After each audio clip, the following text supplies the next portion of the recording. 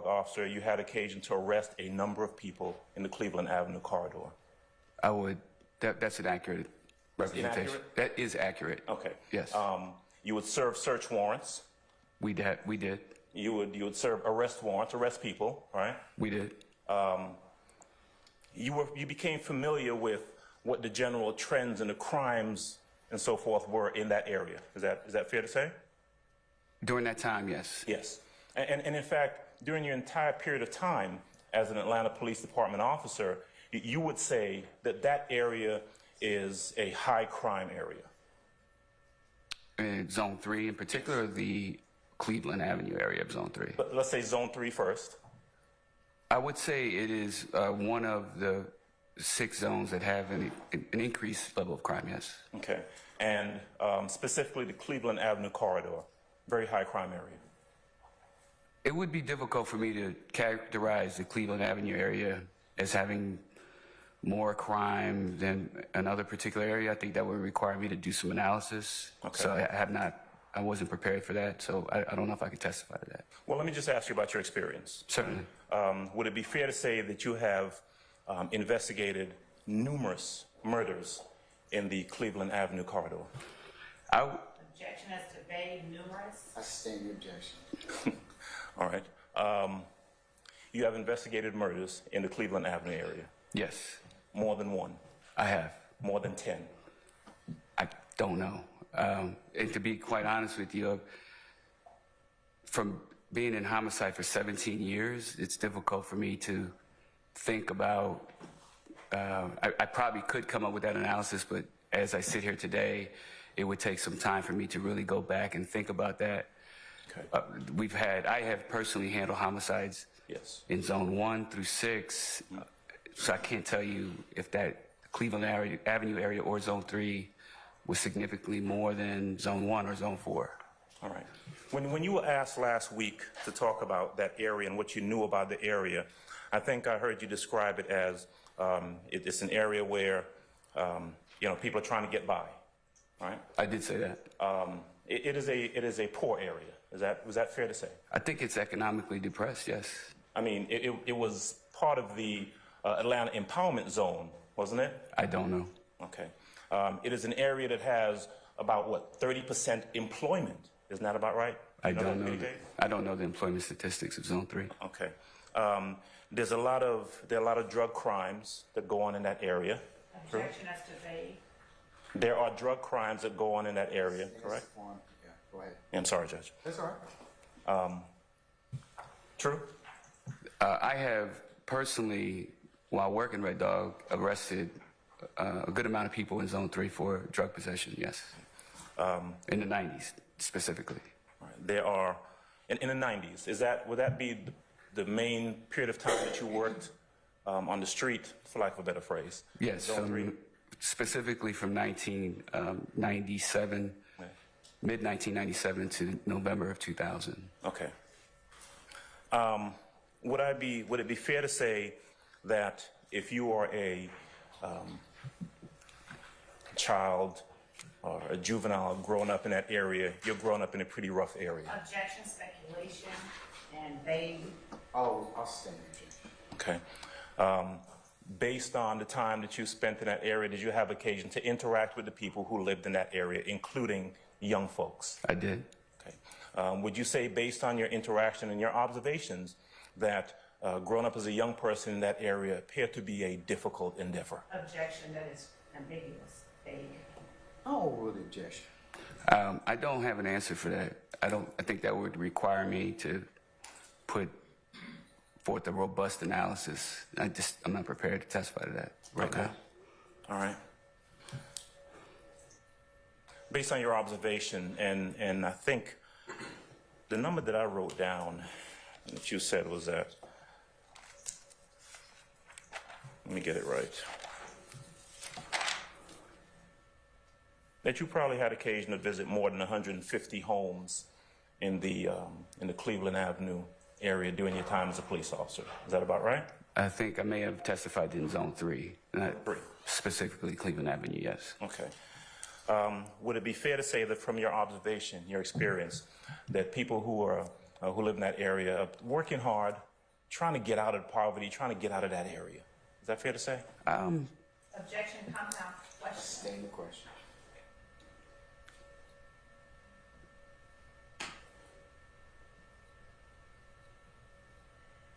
You had occasion to, have you had occasion during the period of time that you interacted with the folks in Zone 3 to come across young folks who were trying to find any way to make it in that area? I think my experience has been overall, if we're specifically talking about young folks, I think I've experienced more young folks who are making it in a relative sense of living in a neighborhood, going to school, doing what they were supposed to do. My recollection of knocking on doors and talking to people, witnesses, and families, many of the children that I either spoke to or observed were like any other kids that I've experienced in my life, personally and professionally. Wanting to do better, right? I think generally speaking, everyone wants to do better. Sure. I don't know that that's specific to Zone 3. Right, but coming up in an area that you've described, that we've been talking about, where there's a significant amount of crime, right? Objection, Your Honor, with a significant amount. Sustain the objection. Where there's crime, all right, it's a tough area, right? Is that fair to say? Overall, Zone 3, I think, I don't know if I can say Zone 3 itself is a tough area. I think there are pockets in Zone 3 that are a little more challenging than others. Okay. It would be challenging to come up there as a youngster. Would you agree with that? I think my analysis is more so based on crime. There are some pockets of crime in Zone 3 that are a little more prevalent than other areas of Zone 3. And if you live in that area, you are, well, for lack of a better word, in the middle of those pockets of crime. Is that fair to say? Objection, Your Honor, that's debatable. Sustain the question. All right. So let me ask you a little bit about your role as an investigator, and specifically this investigation. In this case, Detective Quinn was the lead investigator in regards to this incident. That's correct. And when I say this incident, we're talking about this incident that occurred on September the 11th of 2013. Fair? Fair. Okay.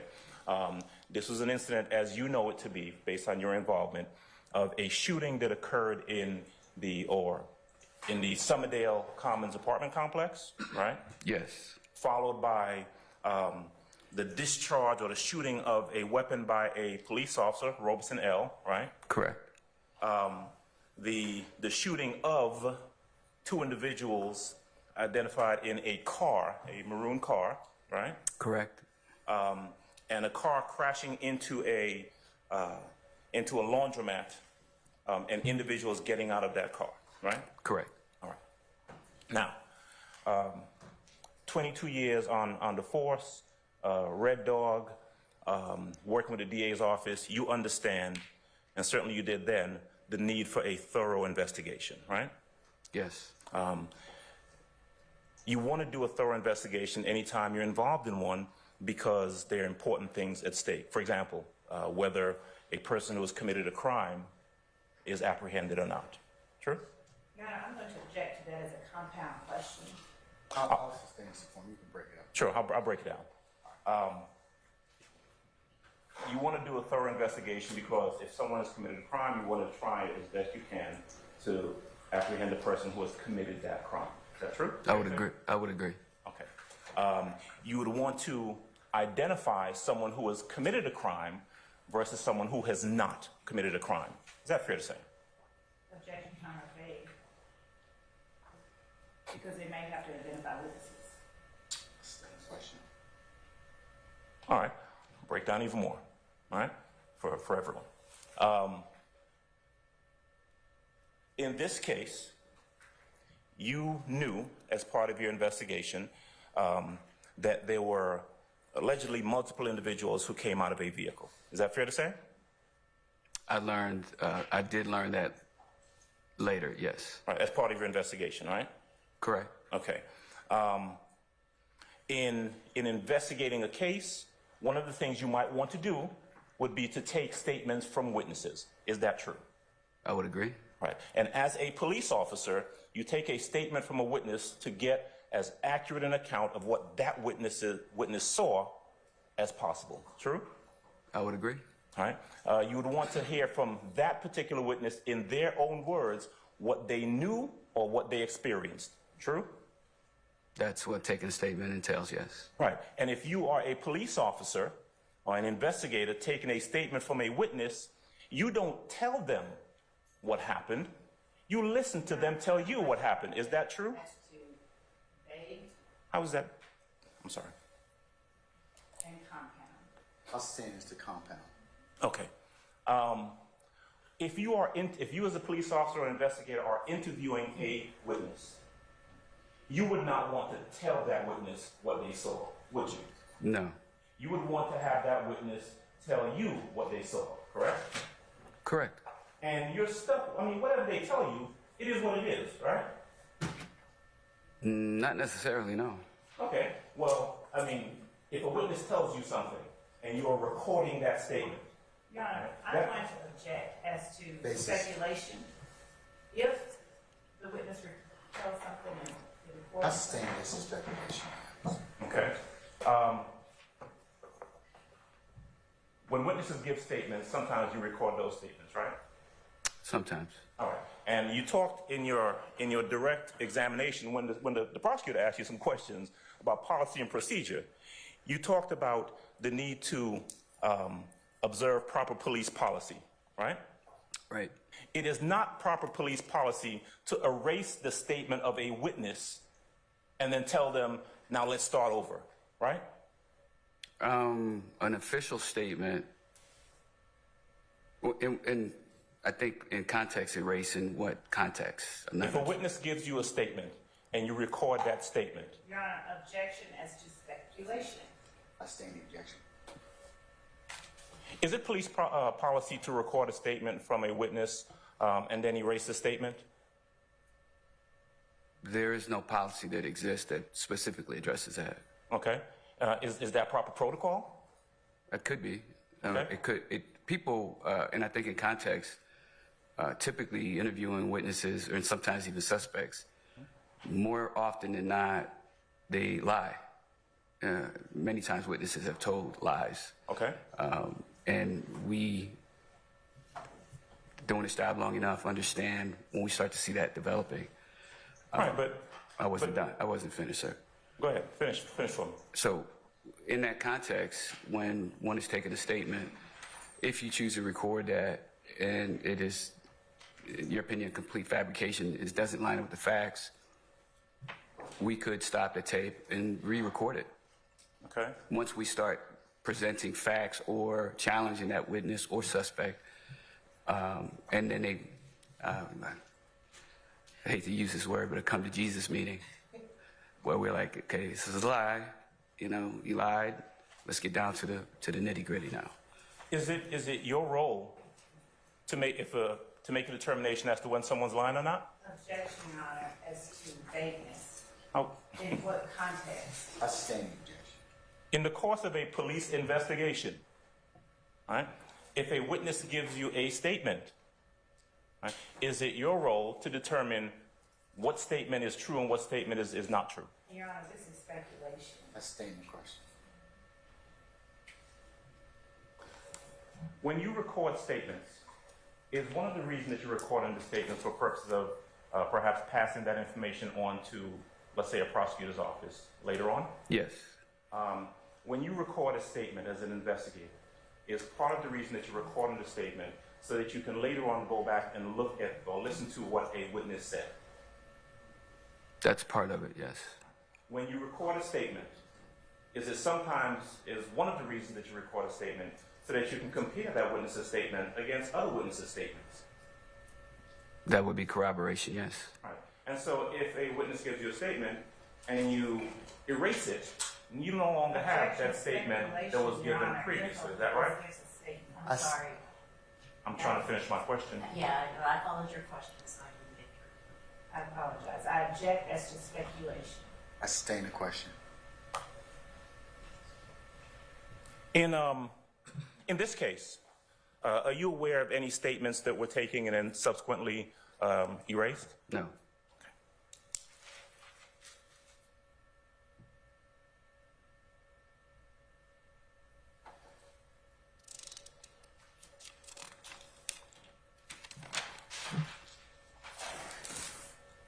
You testified earlier about, and you were showing photographs of the debris from the vehicle in the Summerdale Commons Apartments. Remember that? I do. Okay.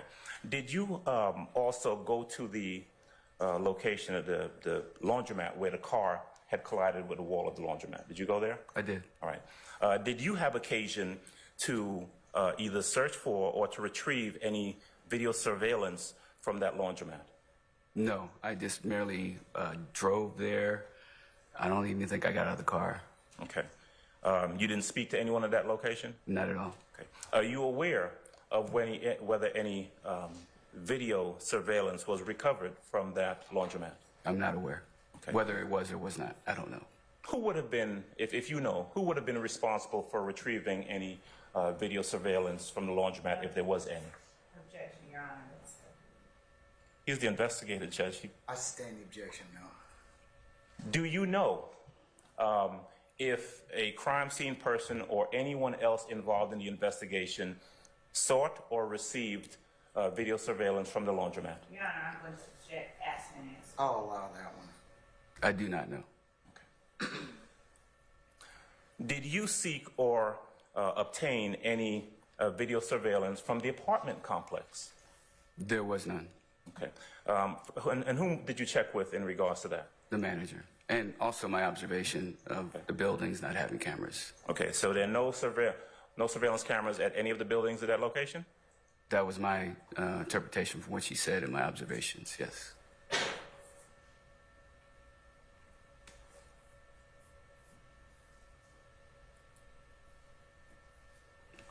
You testified earlier about radio traffic and communicating with, was it Investigator Quinn that you communicated with over the radio while you were at the crime scene?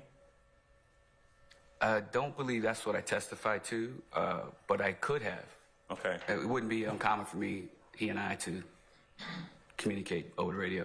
Okay. Did you testify previously that there was someone that you were talking to on the radio where you had to switch channel to talk to someone? I think my testimony was not specifically me communicating with someone. It was generally speaking of what happens in a chaotic scene like that where the dispatcher requests all the units on the scene to switch to what's called a TAC channel. Okay. Were you monitoring the radio traffic during the investigation? And obviously you arrived after the fact. So were you monitoring the radio traffic afterwards? I think so. For clarity, When you were at the scene? so there's several channels that are involved here. You have Zone 3, Detective Radio, and TAC. So Yeah. specifically, which Any? I was probably still on Detective Radio. I just don't specifically recall. Okay. And then when the dispatcher advises people to go to TAC, I likely switched over to the TAC channel as well. Okay. Were you involved in looking for any suspects on that day? No. Okay. Were you involved in assigning anyone to look for any suspects on that day? I was not. Were you involved in taking any descriptions of possible suspects on that day? I did take 2 statements from 2 of the officers involved. I don't recall in my I questioning. would object to any testimony that is hearsay from anyone not listed. I've not asked for any hearsay testimony, Your Honor. The question was whether or not or a specific question did not call for hearsay. Actually, I'll ask the question again. Oh, wait a second.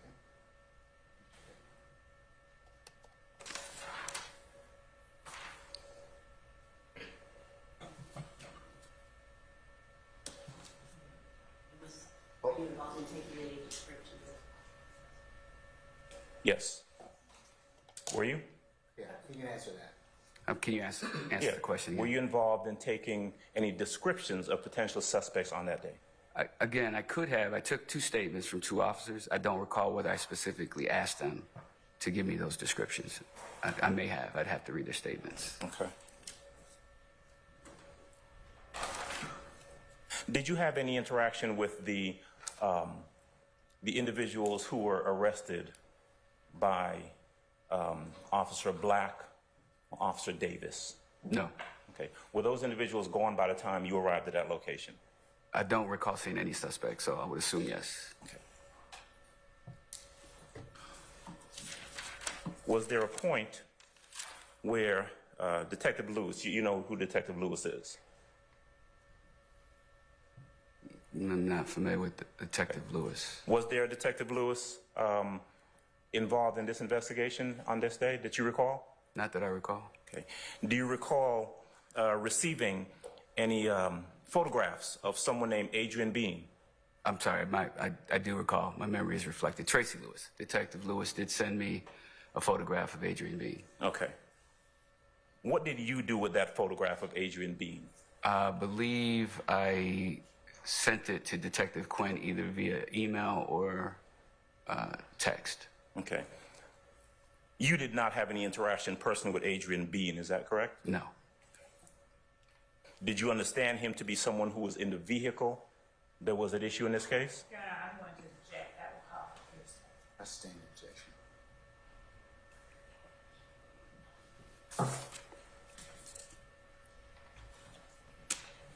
All right. Let's go back a little bit and talk about the evidence that was shown to you by the state last week. You were aware that this red burgundy-ish vehicle was part of this incident, correct? The one that went into the laundromat, correct? Yes. All right. Now, tell me if you were aware of whether there were any fingerprints retrieved from that vehicle. I don't know. Do you know whether or not there were any hair or fibers retrieved from that vehicle? I don't know. I wasn't involved in that part of the investigation.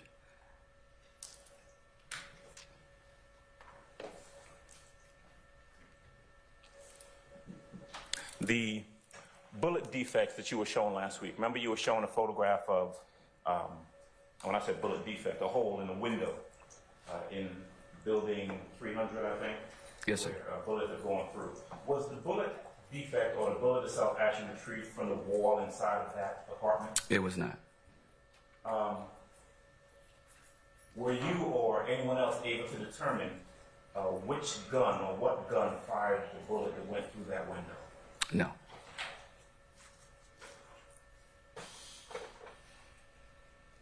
We know, though, and you know as part of your investigation, that investigator, Officer Robeson L. actually discharged his weapon a number of times. Is that correct? Correct. In fact, there were shell casings that were found there at the location that came from his gun. Is that right? Or do you know that? I don't know conclusively. I've not read the crime lab report. It's assumed they were the same caliber, same make and manufacturer as the ammunition that we carry. Okay. The vehicle that was shown last week, the one that had the broken out rear window, all right? Was there a bullet fragment or bullet or anything found inside of the vehicle that actually made that broke the window? Was a bullet retrieved? I wasn't involved in that part of the investigation. I don't know. Would it be fair to say that you don't know, we don't know what bullet actually broke that window? Your Honor, I'm going to object. That will call for speculation. Do you know? Still calls for speculation. I'm stand objection.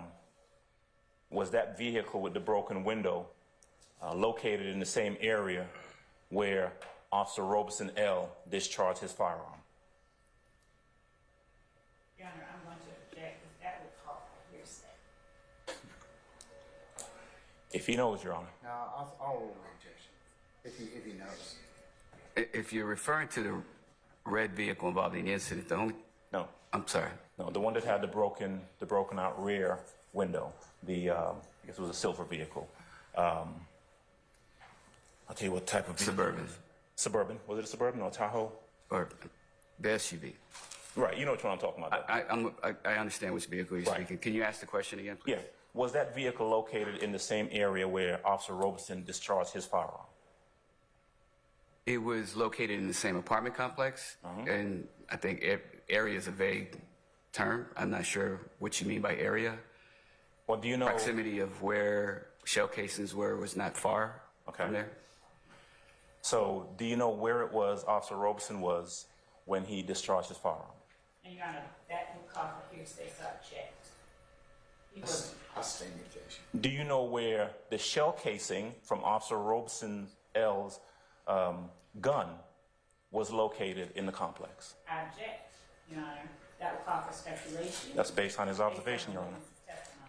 He has, I'm gonna stand the objection. Did you see the a 40 caliber shell casing? I located 3. Okay. Where were they located? Can I refer to my report? Absolutely.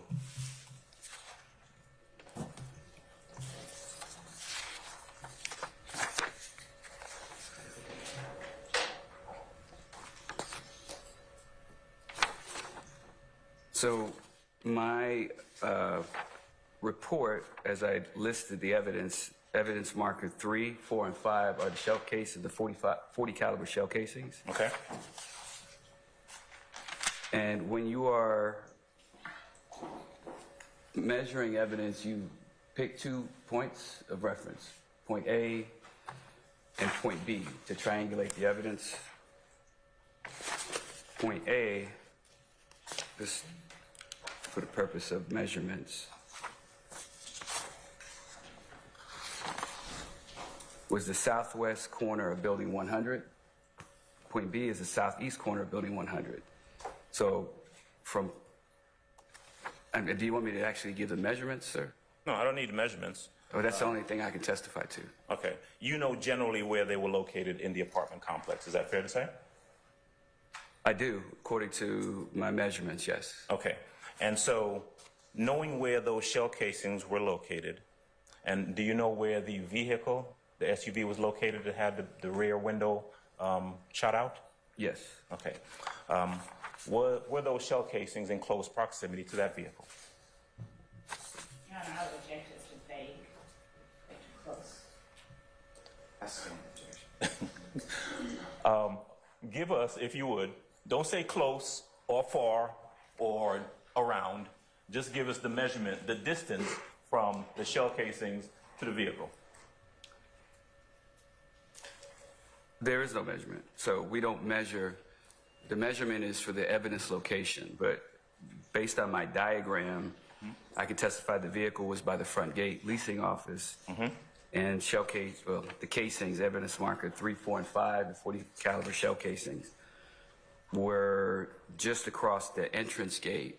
And just thinking back and looking at the photographs, I would estimate probably 50 feet. 50 feet. Give or take. Thank you.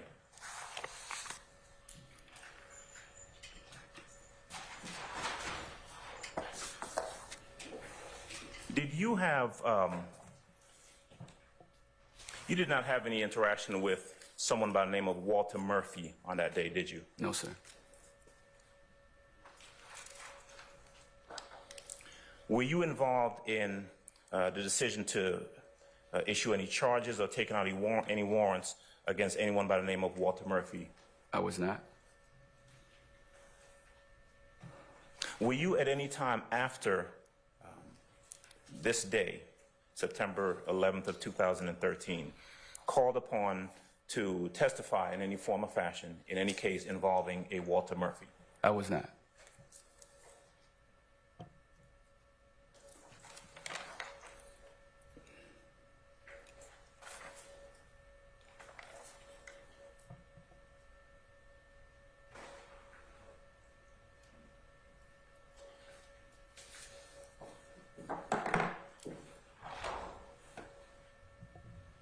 So,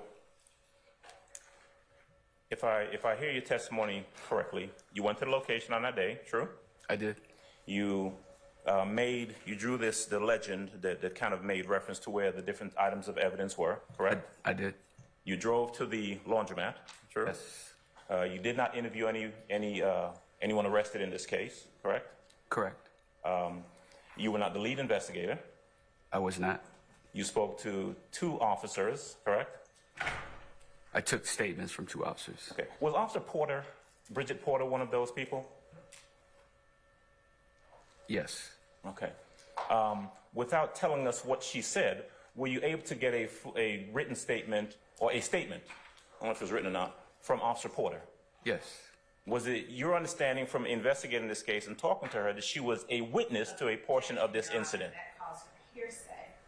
Your Honor, it goes to his investigation. If he, It's still hearsay. did you talk to Officer Porter because you believe Objection, that she Your Honor. was a witness to this case and was necessary in your investigation? I'm gonna sustain the question, Mr. It's compounding.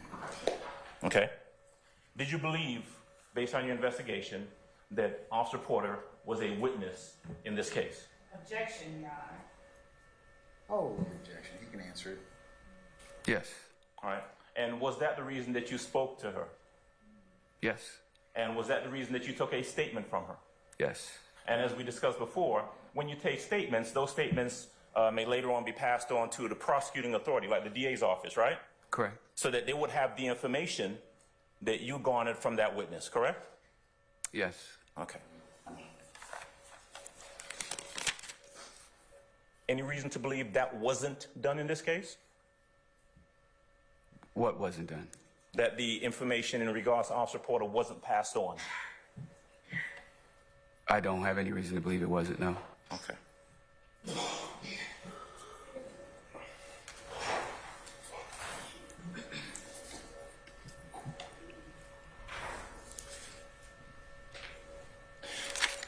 Did you leave, I mean, have I properly summarized essentially what you did in regards to this case, or was there something else that you did? Object as to testimony regarding properly summarized. He's testifying. I sustain the objection. All right.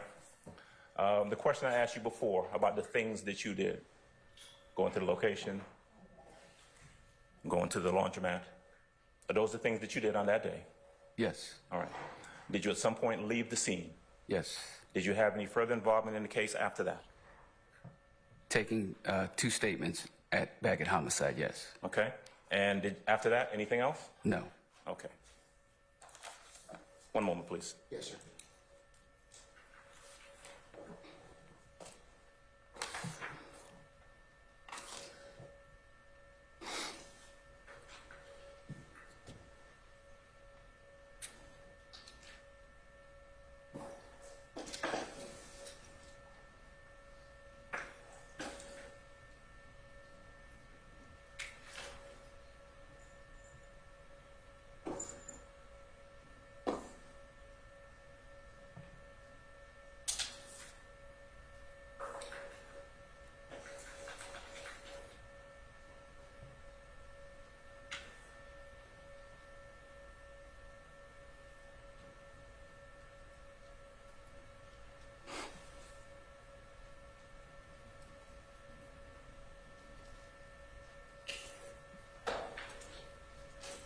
Detective, you weren't the first officer on the scene, right?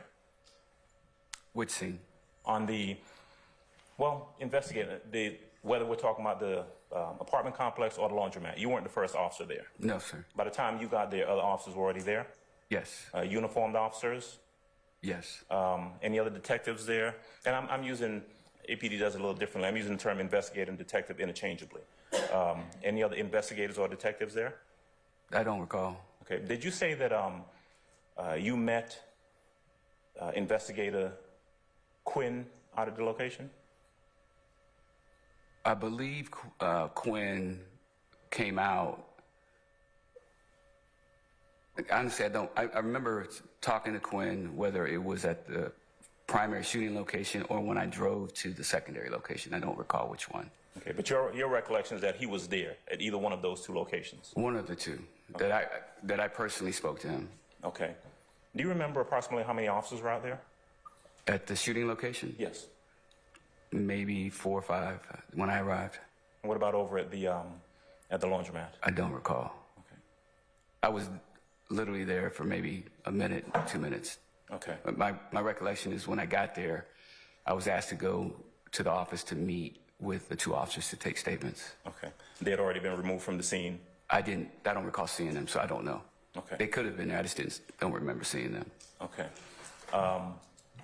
So about 4 or 5 officers over at the shooting scene in the apartment complex, and you're not quite sure about how many over at the laundromat? I have no idea. I didn't get out of my car. Okay. Did Detective Quinn stay there at the location after you left? I don't know. Okay.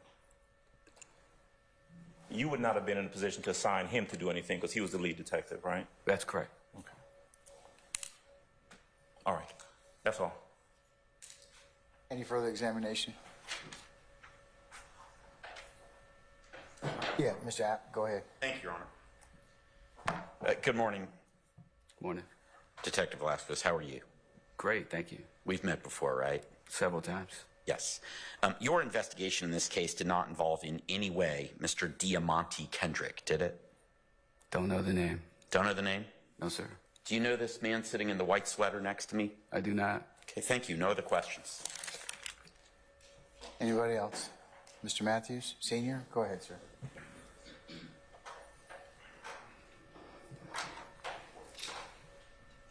Good afternoon, Investigator Velasquez. Good afternoon. A few questions for you. Zone 3 is an area that you patrolled and investigated numerous crimes in that area, correct? I did. Can you tell the jury if Jonesboro South Apartments is located or was located in Zone 3? It was. Can you tell the jury a little bit about what you recall in terms of your investigations of Did you conduct any investigations in Jonesboro South Apartments? I've had both through Red Dog and Homicide, several. Tell the jury what was Jonesboro South Apartments? Jonesboro South was a housing complex on Jonesboro Road. It was a gated community, townhouse type apartments. They had a good number of, over the years, a good number of homicides and a good amount of crime that occurred inside the complex. Would you, to the best of your knowledge and belief, how many murders did you investigate in Jonesboro South Apartments? My recollection, personally, 2 that I can recall in my 17 years. How about drug crimes? In the 90s, I think maybe 3 or 4 arrests I personally made in Jonesboro South. Was Jonesboro South a subsidized housing community? It was part of the Atlanta Housing Authority. And when you investigated drugs and murders in Jonesboro South Apartments, did you have an occasion to talk to members out there in the community? I did. Did those members in the community talk back to you and give you helpful information? Yes, often. Were there ones that did not? There were some residents who were not helpful. Would you agree that Jonesboro South Apartments was a lower income community? Yes. Would you agree that many of the residents out in Jonesboro South were at the poverty level? I think based on it being a housing property, subsidized housing, yes. Okay. Now, you were an investigator for 17 years, I think you indicated? Yes, sir. During those 17 years of investigating crimes, did you have an occasion to interview witnesses? I did. Did you have an occasion to get statements from those witnesses? Yes. Did you, during the course of your investigations, did you start an interview with a person and record it and then erase the recording? I've done that. How many times have you done that? Objection, Your Honor, relevance. Goes to credibility, Your Honor. Objection. I'll allow it. Thank you, Your Honor. I don't know. As I testified before, in context, many times I would have a tape recorder just running in my lapel, in my pocket, and knocking on doors. And again, as I'm interviewing someone or witnesses especially, they would lie. I would have facts or have a feeling, not even knowing. And then through the conversation, start over and say, okay, an official statement. and then speak on the official statement that what you told me before was untrue, and then record that statement and submit it. So you're using the term official statement. When does a statement become official to you?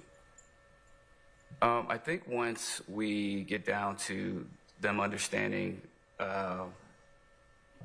that they have lied, if it's a lie, and we start getting to the facts of the statement, it's official. Much of the conversation many times is very superficial, leading up to the information that we want to ask them. Isn't it true, Investigator Velasquez, that a statement really doesn't become official to you until the things that are being said match with what you want it to be? Objection, argumentative. I sustain the objection. When the information that a witness is disclosing to you does not line up with whatever your other course of your investigation or the information that you have, it's not official at that point, correct? It could be if that's their statement. If taking statements where clearly the person is lying and they're sticking to that story, and then that's what I'm left with. Okay. When you say clearly that person is lying, let's just be clear here. When an event happens, Investigator Velasquez, generally speaking, you don't see it happen, correct? Correct. Generally speaking, you're not there when it happens, right? I would agree, yeah. And the information that you're getting from these people out of these scenes and these investigations, it's information that they, a lot of times, either saw, correct? Yes. Heard, correct? Yes. And they're giving you what they believe or what they're telling you happened, right? Right. Now, so you don't know from one statement to another, in fact, that a person is, quote, lying, right? Not necessarily. Okay. Many times when you take statements, there's several people who may have observed the same thing. Okay. And especially if 2 people or 3 people are involved, if it's several witnesses that are part of a group, Okay. and one gives a statement that is in contradiction to the other, then there's a determination on who is telling. Someone's lying. Okay. So, Can you direct the jury to anywhere you're familiar with the Atlanta Police Department standard operating procedures? yes. And that is the guideline in the book that police officers, investigators, and law enforcement in general are governed by in terms of how to conduct their affairs as police officers, right? Yes. All right. Is there anywhere in the Atlanta Police Department standard operating procedures, because I've looked, Objection, Your Honor, to I the sustain testifying. it. is there anywhere in those procedures where it says that it is okay or appropriate to record then erase statements? I don't know. I would have to look through the standard operating procedures. There's probably volumes of documents that I would have to review. I just don't know the answer to that. And but for 17 years you operated under those particular guidelines, right? Yes. And would it surprise you that there's nowhere in the standard operating I'm going to object to, Basis. I haven't finished my question. he is assuming facts not in evidence when he asks, would it surprise the witness? I sustain that as the form, sir. Do you know that there is no area in the SOPs that discuss? I'm going to object yet again for the same reason. Same question.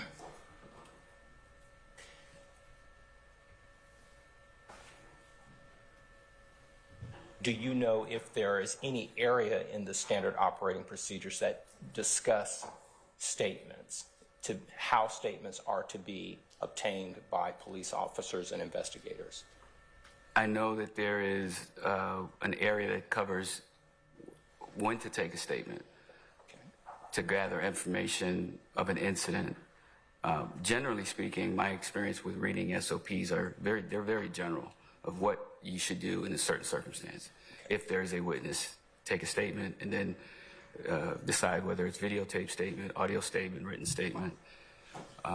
But most SOPs are very general in nature and don't really dial into very much specifics. And as you're thinking and recalling back to the area that you just testified to in terms of statements, you know that in that area that you just thought of, there's Your no. Honor, I want to object to assuming facts not in evidence when I stand the objection. No further questions. Thank you, Your Honor. Thank you. Thank you. Anybody else? Yes, Mr. Short.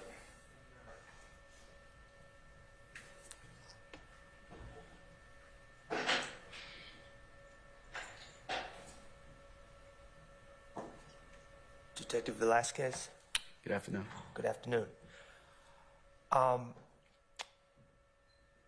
You just indicated that in your experience, in your time as a detective, you have erased statements before, correct? Yes. Your Honor, Okay. I'm going to object to the questions concerning as relevance.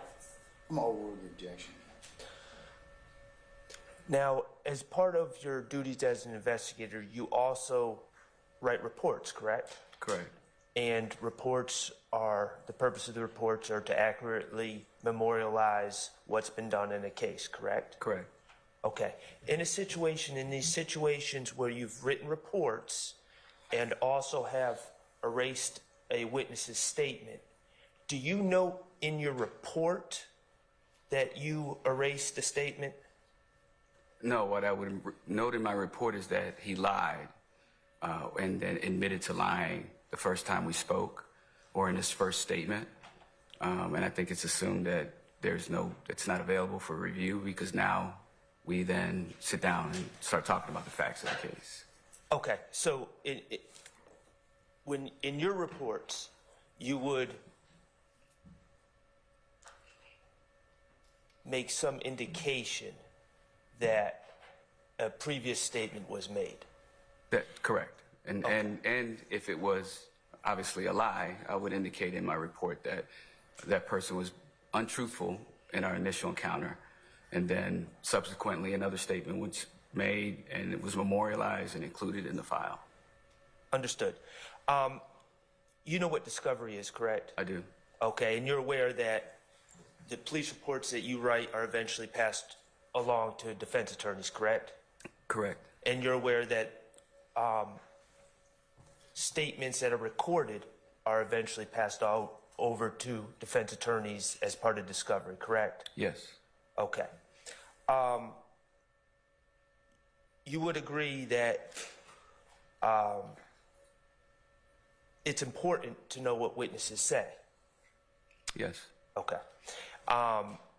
In the event of you personally erasing statements, the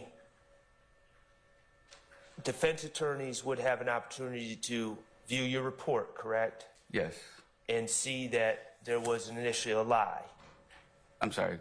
There was initially a lie told, correct? Correct. Based on your belief that it was a lie. Or my belief that the person I'm speaking to admitted that they lied. Okay, fair enough. You would agree, though, through discovery that erased statement is no longer available to the defense attorneys, correct? Well, it is because it's memorialized in the report. Do you give quotes in your reports about what was said in the erased statement? I could, depending on, the situation. If it was specific to, like, as an example, the color of a car or a time of day that may be relevant. If that was the lie, I would quote that. And why would you quote that? Because it would be relevant. It would be relevant. That would be the lie. Right, and it would be relevant and important for defense attorneys to know what was said, even in the lie? I don't know. I mean, I think my obligation would be to memorialize it and turn it over to the DA's office, and then the legal ease that happens between both sides. I think that's beyond my interpretation. But you do view it as your obligation to at least memorialize it? Yes. Okay, thank you, nothing further. Any further questions? Any redirect? No, Your Honor. May retired Detective Velasquez be permanently or temporarily excused as a witness at this time? You may be correct. Thank you. All right, sir, I'm going to permanently excuse you as a witness. I thank you for your time and patience with us, and Thank you. please don't discuss your testimony with anybody except the attorneys in this case, okay? Yes, sir. All right, thank you, sir.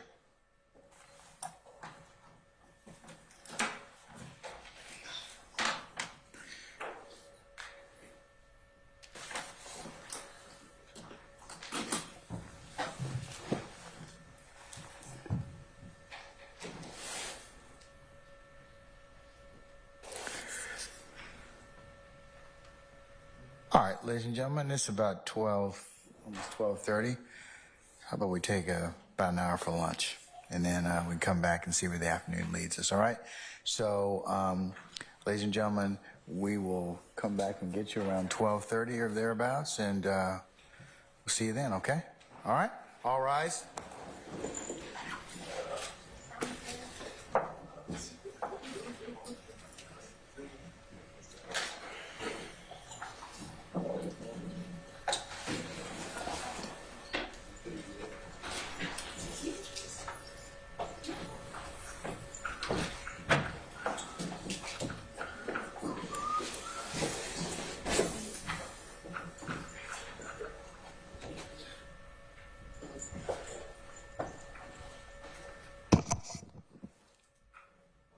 All right, ladies and gentlemen, please be seated. Our jury has left us. All right, ladies and gentlemen, you can take your hour and just be back around 1:30. That'd be great. Okay? All right, we're in recess until 1:30. Thank you, Your Honor. All right.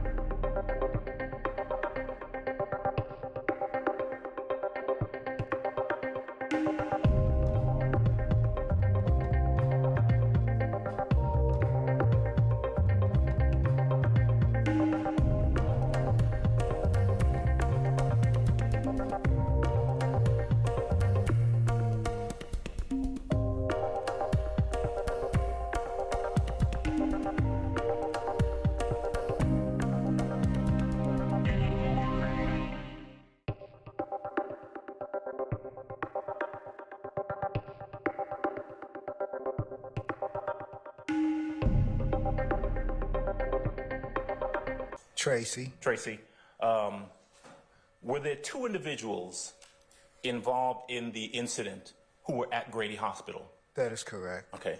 Would I be correct that you interviewed one and did Detective Lewis interview the other one? That is correct. All right. To your knowledge, did Detective Lewis have a recording device when he was tasked to go speak with the other individual? Excuse me.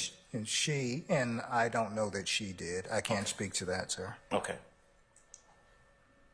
Was Detective Lewis a homicide investigator like you? She was a homicide investigator. That is correct. Did Detective Lewis back in 2013 have about the same number of years under her belt as you, or do you know?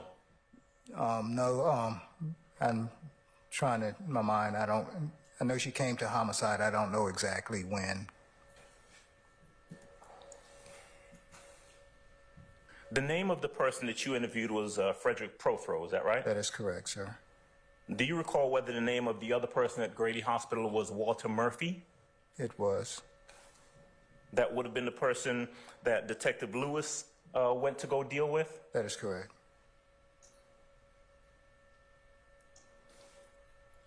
Am I correct that you would have written a report, all right, that documented what you did in this case and in this investigation? Yes, sir. That would be customary for a homicide detective to write a report documenting what they did in an investigation. That True? is correct. Okay.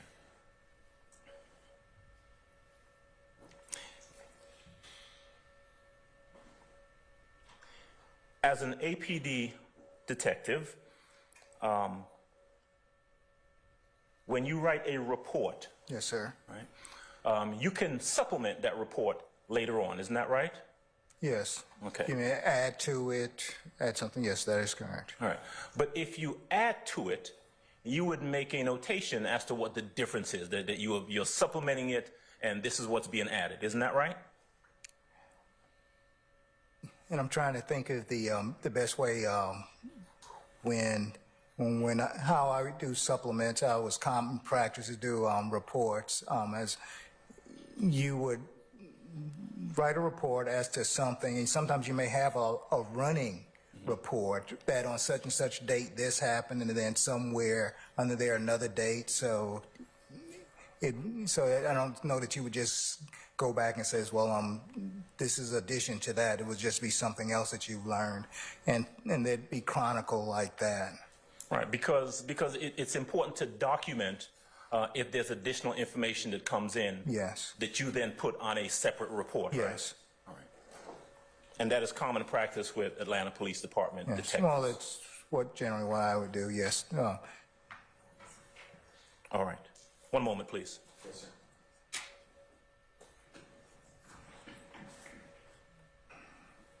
Thanks, sir. That's all, Judge. Cross. Any other cross? Yes, Mr. Matthews.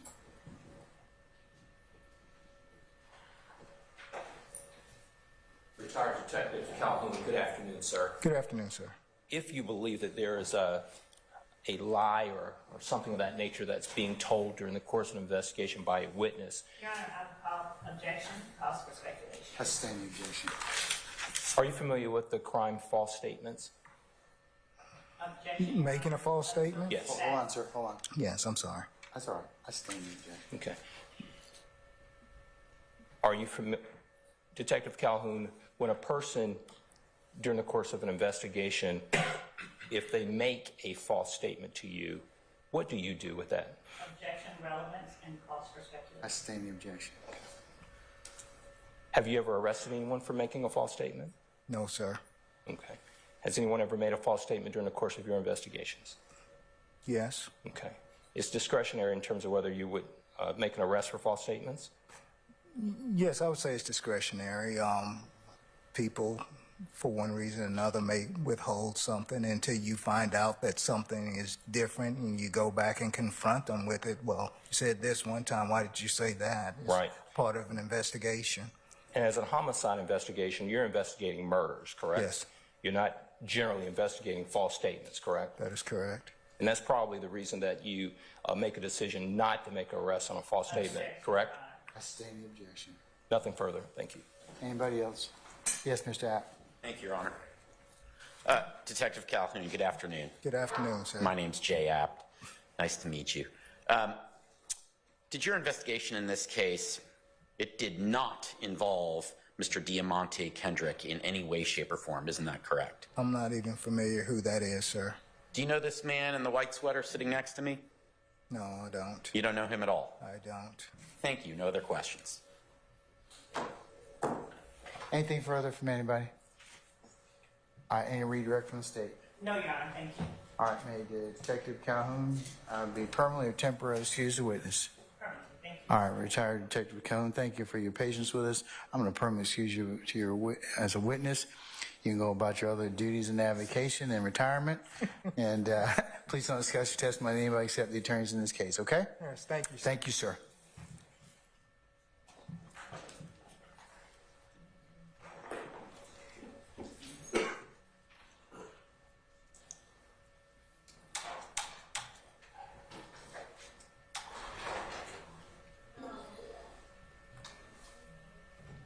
All right, call your next witness. Yes, Your Honor. The state calls Mr. Leonard Pass to stand. Who? I'm sorry? Mr. Leonard Pass. Pass, P-A-S-S? Yes, Your Honor. Okay. Someone, Alpha Mr. Alpha Sierra Sierra. Okay, Mr. Pass, good afternoon, sir. Sir, if you would please approach the witness stand. Once you get there, if you would turn and face Sergeant Ingram and be sworn as a witness before you sit down, okay?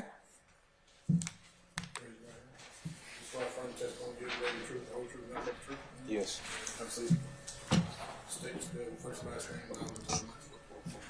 First name Leonard, L-E-N-A-R-D. Last name Pass, P-A-S-S. Good afternoon, Mr. Pass. Good afternoon. Can you tell the jury a little bit about yourself? Yes, my name's Leonard Pass, and I used to work with the airport, TGI Fridays, and now I've just finally got my own place. I was homeless like 3 years. Mr. Pass, do me a favor. Can you pull yourself up a little bit closer to the microphone and speak directly into it like you're outside so we Yes, can all sir. hear you, okay? And Mr. Pass, what kind of industry do you want to get into in the future, work-wise? Work-wise, I want to get into electrical wiring. Do you have some familiarity with that in your past? No, sir. And who lives with you at your apartment? Just my dog. What kind of dog is it? A Chihuahua mixed with a Jack Russell. I'll overrule the objection. What's their name? Bubby. Now, Mr. Pass, what part or where are you from? I'm from Atlanta, Georgia. And where did you grow up in terms of in Atlanta? I grew up off of Cleveland Avenue near Mount Zion Road, And where did you go to high school? South Atlanta High School. How did you like your neighborhood growing up? It was nice and friendly. How did you like your neighbors? They were friendly. Now, did you ever live, or sorry, turning back to September 11th of 2013, where did you live at that period of time? At that time, I lived in Somerdale Commons. And roughly, how long did you live in Somerdale Commons?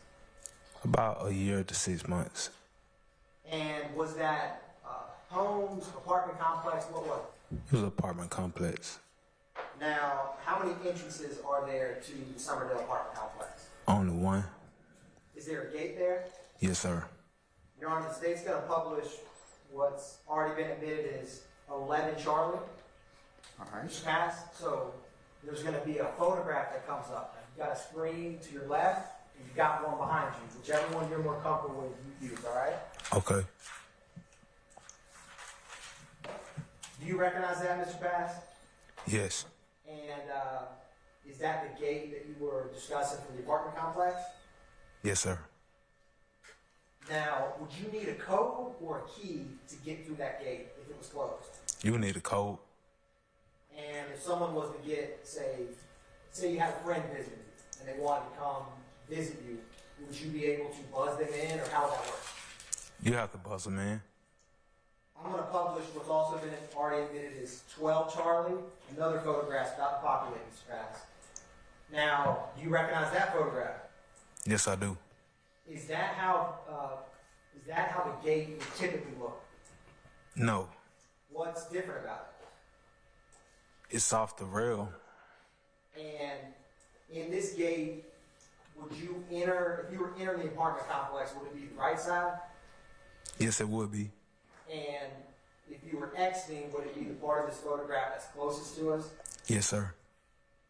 I'm going to publish what's already been admitted as 2 Charlie. Another photograph's going to pop up, Mr. Bass. Now, using this gate, is this the gate we were just talking about, the front gate? Yes. How would you get to your building where you live there if you were to enter this gate? You would come in and bow to the right. Now, was there assigned parking spots here, or was it park wherever you want? Pretty much park where you want. Okay. Now, I'm going to publish what's been admitted as State's Exhibit 110, Charlie. Or actually, sorry, Mr. Bass, I got to actually show you this. So, I'm permission to approach, Your Honor. You may. Have you shown that to the defense counsel already? They have a copy of it. I'm happy to show them currently. All right.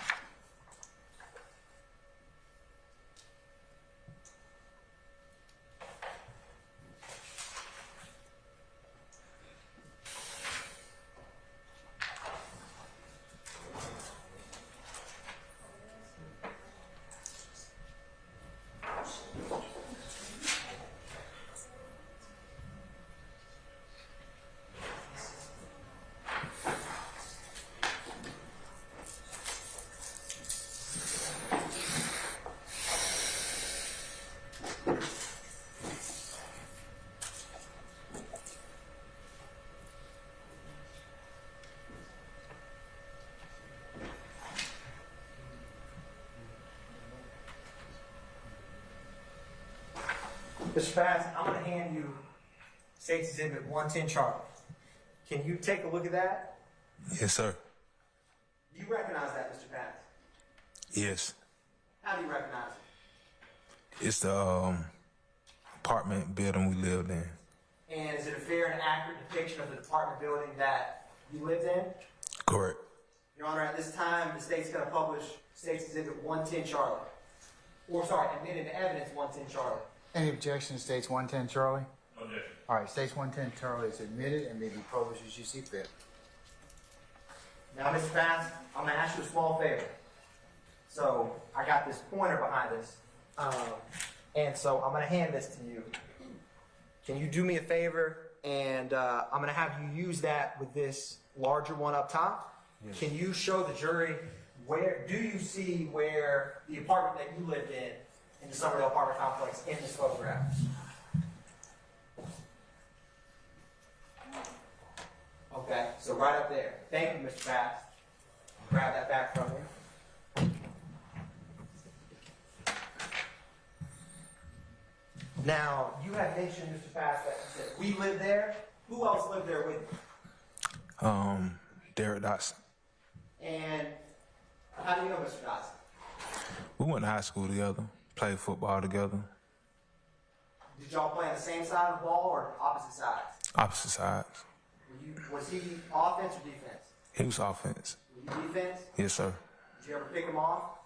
A few times. All right. Now, did you know him from playing sports and growing up and going to high school? Yes, sir. How long did you know him, roughly? Ever since Little League. Okay. And do you remember did he live with you for most of the time that you lived in Summerdale apartment complex? Yes. Now, did he have any nicknames? One was Dirty. Did anyone ever call him Dirty Red? Yeah, they did. Did you ever refer to him as your brother? Yes. Did y'all have any blood relation? No. Would you classify him as a close friend? Yes. Now, I'm going to show you a photograph, Mr. Bass. Any defense counsel who would like to see it is 108 Charlie.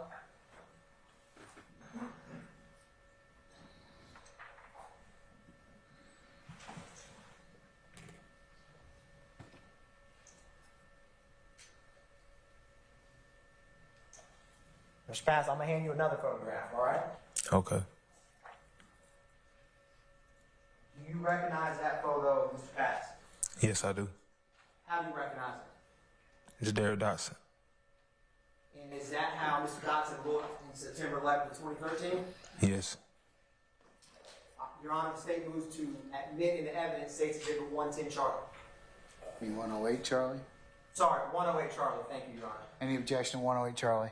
No objection. All right, 108 Charlie is admitted and may be published as you see fit. Publishing 108 Charlie. Mr. Pass, is Mr. Dotson still here with us? No, sir. Did he pass away? Yes, he did. Now, Mr. Pass, I'm going to take these from you, okay? Okay. Put these right here.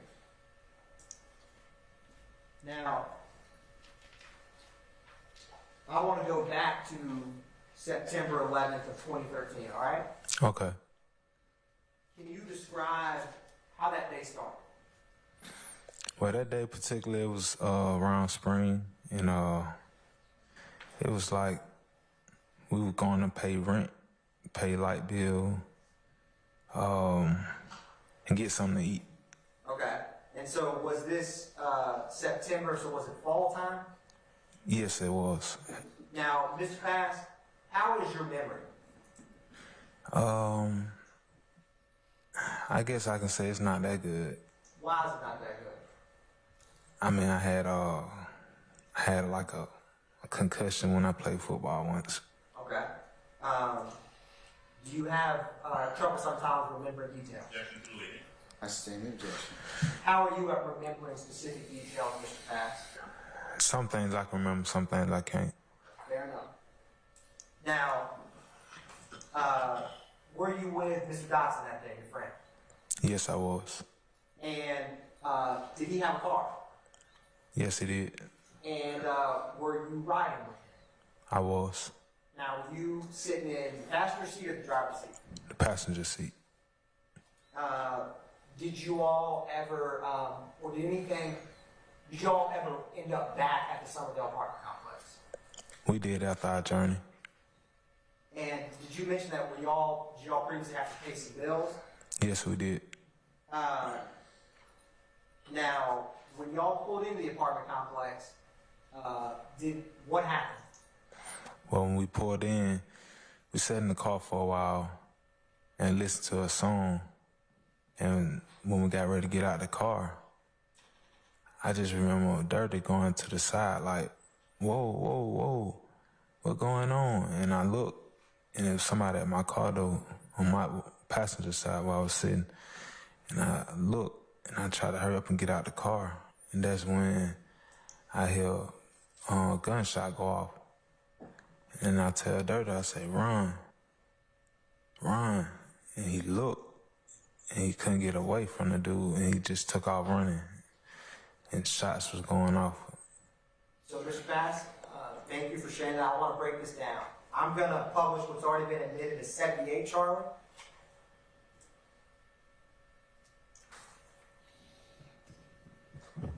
Now, Mr. Bass, do you recognize anything in this photograph, however big or small? The tassel in the car. What do you recognize about that? It's the same tassel from the high school I went to. Now, using this car as an example, you all pulled in the apartment complex.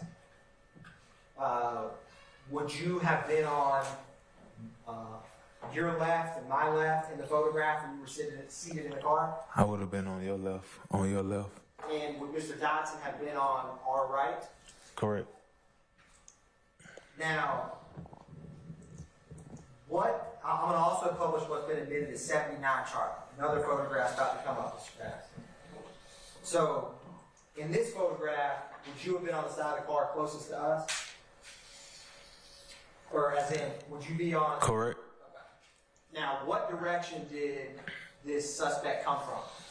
They came from the direction of the driver's side. Okay. And in this photograph, you see, it's kind of hard to see, but you see in the top left, there's that white van. Yeah, I see it. Is that, what part of the apartment complex is where that van is? The entrance. So. The exit and the entrance, cause Exit it's and the entrance? correct. So, no, keep going, Mr. Bass. It's the exit and the entrance. That's the front and front gate, the entrance and the exit, one way in, one way out. The one, and when I say white van, do you see the front gate in the photograph, Mr. Pass? Yes. And so did suspect come from the general direction of the front of the apartment complex? No, he came like from where the caution tape at on the right side of the picture. Got it. And who got out of the car first? You or Mr. Dodson? Mr. Dotson was out first. Okay. And what did this guy say when he approached you all? He said, "Dirty, you know what time it is?" Now, what do you know, or what do you take, you know what time it is to me? It mean really everything you got on you, you got to get up. So is it fair to say that's like a robbery? Basically, what it is. Now, did this suspect have anything in his hands? Yes. What did he have? It looked like a handgun. What color was it? I don't recall the color. I don't recall. That's all right. Now, do you recall, was it in his left hand or his right hand? If you don't know, that's fine. I can't remember. Okay. Now, what did this gunman do with the gun after he said what time it is? It was a shot that was fired. Now, did he fire this shot? Was it in the air, in the ground? In the ground. Okay. And how close was Mr. Dotson to this gunman who fired the round? He was approximately about 2.5 to 3 feet away. Okay. So now, Mr. Bass, I'm going to walk towards you. Yes. You tell me to stop when I'm gonna be the gunman approaching. You're Mr. Dotson, all right? Mm-hmm. You tell me when to stop, how far or how close he was. Right there. Okay. And Mr. Pass, where were you when he was right there by Mr. Dotson? I was outside of the car. Actually, right outside the car by the passenger seat. Okay. Passenger side. I was outside the car on the passenger side. Now, Mr. Pass, this vehicle in 79 Charlie, where is that in relation to where you all's car was parked when this happened? It's in the same vicinity of where the car was. Okay. So, using this photograph, when the gunman approached Mr. Dotson and fired the round, where would you have been? You can use this gray car as a reference point. And if you need to use a pointer, you can. I was like outside the car next door to the passenger side. To the front passenger or The front passenger side. Okay, got it. Now, what was your reaction to this? I was just telling Dirty to run, because there wasn't nothing we can do. Now, was this nighttime or daytime? It was around like 3 o'clock, maybe from noon to like 3 o'clock, afternoon time. And was it a sunny day, a rainy day, a cloudy day? It was a Sunday. Did this gunman who approached, did he have a mask on? No, he had long hair. You couldn't see his face. Were you able to recognize his face? No, sir. Now, what was your initial reaction after the gunshot goes off? I immediately started running. And where did you run? I ran towards the front gate. I'm going to publish what's already been admitted as State's Exhibit 8, Charlie. So, you see that car on the right, Mr. Pass? The gray car closest to the camera on the right side? And, Mr. Pass, I'm going to use this pointer myself. You see this car right here? Yes, sir. So, where is that car in general in relation to where this robbery happened? That car wasn't there. Using that car as kind of like a reference point, is that the kind of the side of the parking lot y'all were on, or was it not? That is the side of the parking lot we was on. And using this, where did you take off to? Towards the front gate down the parking lot. Now, where did Mr. Dotson go? He took off running in the opposite direction. Okay. I'm gonna publish 11 Charlie. Now, I'm gonna need your help on this, Mr. Bass. So, where, did you ever end up going outside of the gate? I did. Okay. Can you show the jury what part of this, if any, on this photograph that you left that apartment complex when you were running after the gunshot? Show them which way I left out. Correct. Okay. If there's any, if it's shown in this photo.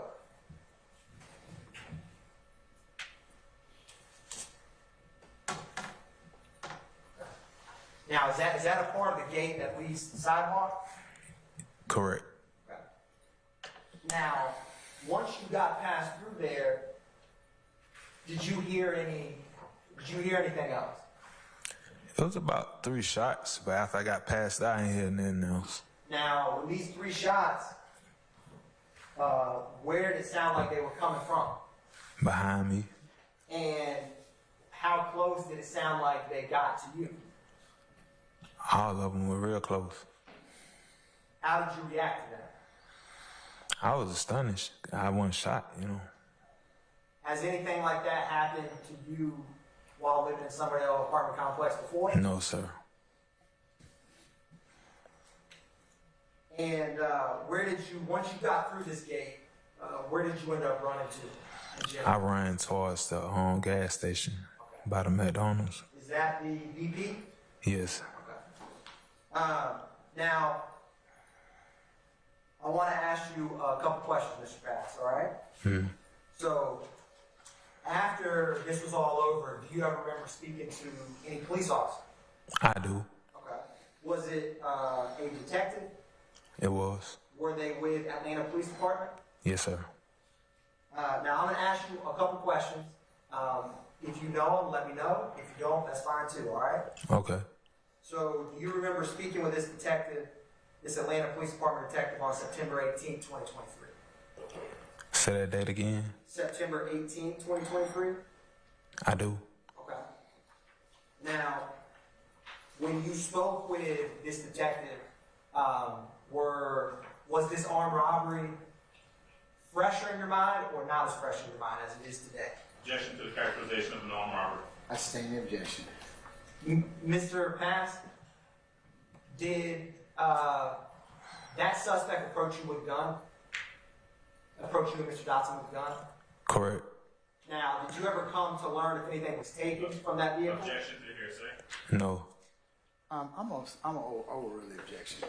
Now, when he, what did you think that armed gunman who shot at you was after? Was he there to talk with you, to take Objection, something? also speculation. I sustain the objection. When he approached you with a gun and said, you know what time it is, what did you think he wanted from you? Some money.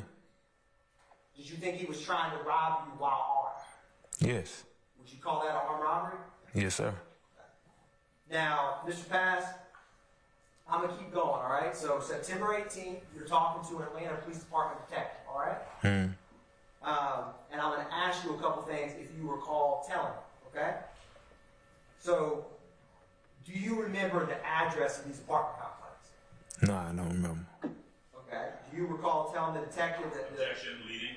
I sustain the objection. Your Honor, may I approach? I'm trying to lay a foundation for a prior inconsistent statement. May I respond, Judge? I respond? Yes, you may. Yes. The witness has not indicated he doesn't remember. The witness has not indicated I sustain the objection. Thank you. Your Honor, may I approach with a case? You need to lay a foundation, Mr. Atkins. Yes, Your Honor. All right. Mr. Pass, Yes. do you remember when you spoke with that Atlanta Police Department detective, were you truthful in what you told him? I was. And was the circumstances of this day when this gunman approached and shot at you, was your memory of those events better on September 18, 2013, or as you sit here today? It was better then. And so, is there some things today in terms of details? Is there any things that I've asked you thus far that you do not remember? It has been. If some of the questions I've asked you Detective Quinn asked you, or you gave answers to, would those be more or less accurate than what you told him back then? I understand the question. That's all right. It's a bad question. Let me ask another one. So if I ask you some questions today that you don't know, all right? Would your answers back then to Detective Quinn to those same questions, would they be fair and accurate? Objection, ask and answer. Oh, the objection, Mr. Adams. So I'll put it this way, Mr. Bass. Is there some things, so with some of the things that we talked about today, like the details, Yes. if some of these details you don't remember today, but you talked about with that detective on September 18th, would your answers to those questions that you gave him be correct? Yes. I'm gonna overrule it. I should say I'm gonna sustain the objection on other grounds, Mr. Adams. Mr. Paz, when you answered the detective's questions on September 18th, 2013, did you tell him to the best of your memory, did you answer his questions to the best of your memory as you had it back then? Yes, I did. Do you recall, or what is the address of the apartment complex, Mr. Paz? I don't remember the address. Do you recall telling the detective on September 18th, Objection. 2013, Objection, Your Honor. that it was... Well, I'm sorry, what's the objection Same basis? objection, Judge. What's the basis?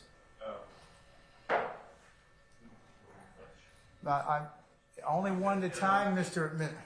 Matthews. I'm sorry, Judge. I was trying to get up. There's no foundation laid.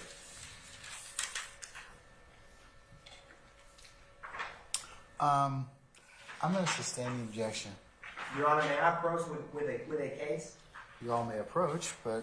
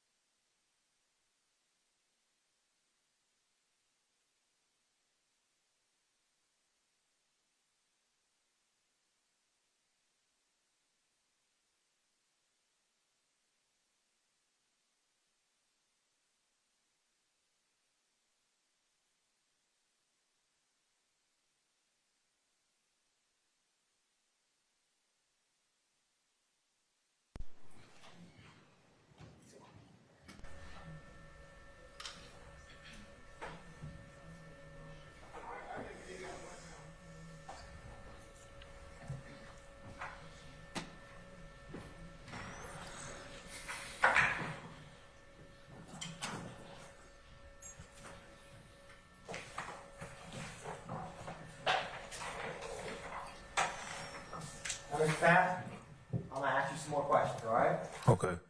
So, do you recall, I had asked you what color that handgun was? Do you remember that? Yes, I do. And, is it fair to say you didn't remember the color of that gun? Yes, it is. Now, do you recall telling the detective the color of the gun back in September 18th to 20th? I may have. And if you told him the color of the gun back then, do you think it would be accurate or not accurate to the color of the gun? I think it'd be accurate. Okay. Do you remember telling that detective that the gun was silver? Yes. Okay. Now, Mr. Pass, and this is a hard question, but you remember I asked you, do you know what hand the gun was in? No, sir.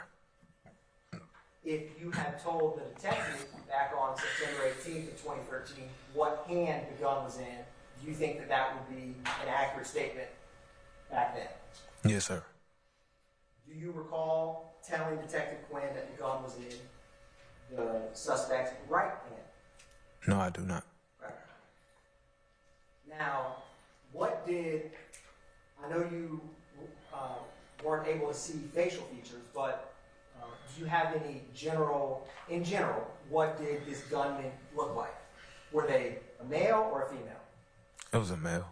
And what do you remember about them, if anything, in terms of their description? If you had to describe them to the best of your ability, what would you say? I'd say African American. Okay. Now, do you know how tall they were? About the same height as Derek. Okay. Mr. Dotson. About the same height as Mr. Dotson. If you had the ballpark, how tall was Mr. Dotson? Or how tall was this gun? Maybe about 2 inches taller than Mr. Dotson. Okay. Let me ask this. How tall are you? I'm 5'8". Okay. And if you told the detective about the suspect's height back then, do you think it would have been an accurate statement back then? I don't think so. Would the height you gave Detective Quinn on September 18, 2013 be better or worse description of his height as your memory is today? I'm not sure. Okay, that's fair. Now, do you recall telling the detective what his height was? No, I don't remember. Okay. Do you recall telling the detective that the suspect was about your height, 5'9"? I don't remember. That's fair. Now, do you remember about how much he weighed? No, sir. Okay. Do you recall telling the detective how much he weighed? No, sir. Do you recall telling the detective that he weighed about 135 pounds? No. That's fair. Do you remember what kind of clothing this gunman had on? No, I don't. Do you remember telling the detective what kind of clothing he had on back on September 18th? No. Do you recall telling him that he had on a red shirt and black shorts? No. Okay, and that's fair. Now, do you recall what kind of hairstyle this gunman had? I don't remember. Okay. Do you recall telling the detective what kind of hair he had? No, sir. Do you recall telling Detective Quinn that he had an afro? No. Now, how many shots did he have when he first approached him? You testified earlier about shooting on the ground, right? Yes. How many shots was that? Just one. Okay. And this may be a silly question, I gotta ask it. How quickly was Mr. Dotson running away? The first time the gun went off, he was like, like moving his leg, like, hold on, boy, hold on, you tripping. And he took off running. And how quickly was he once he did take off running? I ain't seeing him no more. I was already still running too. Like, the last part I remember, because I was telling him to run, and I was finna run, so. And you took off running after he did? Yes. Did Did you have any idea where this gunman came from before he appeared by y'all's car? No, I had no idea where he came from.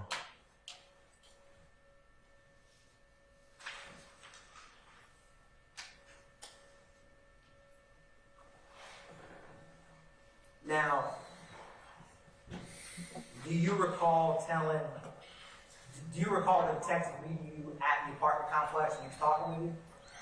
Actually, I'm not sure who the detective is, but I do remember speaking with somebody that evening, later on that day. And when he talked with you, was it at the Summerdale apartment complex? Do you remember that? Yes, I do. Okay. Now, do you remember showing this detective where your car was parked? No, I don't. Okay. Would where you showed this detective your car was parked, would that have been probably where it was parked? In terms of, let me ask it this way. Even though you don't recall it, if you had showed the detective and said, hey, we parked in this spot. Yes. And do you recall pointing out to the detective the direction? I stand the question. Mr. Bass, do you recall talking with this detective about where the gunman came from? No, I never discussed that with him. Okay. And if you had discussed it with him or pointed anything out, would it have been where the gunman came from?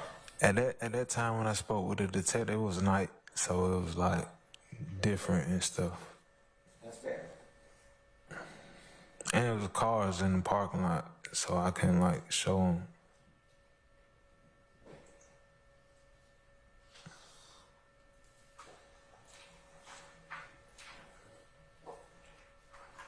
One brief moment, Mr. Bass, all right? Okay.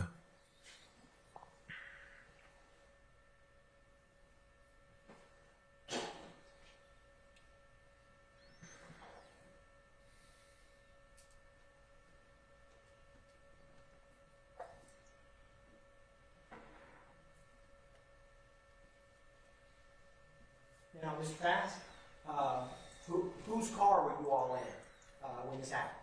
We was in Mr. Dawson's car.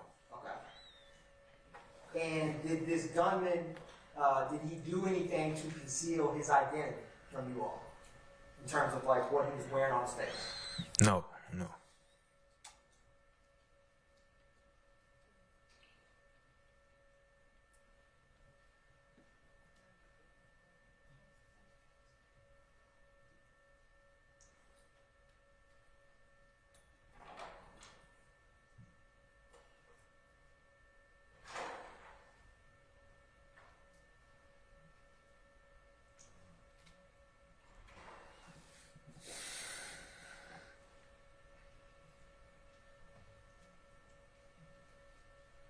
No more questions. Thank you, Mr. Cross.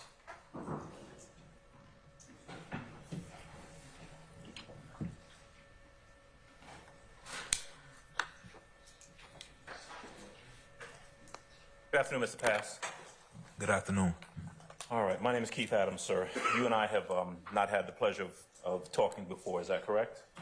We've not met before. No, sir. Okay. I want to ask you a couple questions about what you just testified to. Yes. And this was 2013, so a little bit over 10 years ago. Is that right? I'm not sure when it was, but I guess y'all keep the records. This. Okay. It was a long time ago. Yes. All right. All right. So the day that this happened, you were living at Summerdale Commons apartment. True? Correct. All right. You were leaving the apartment on that day.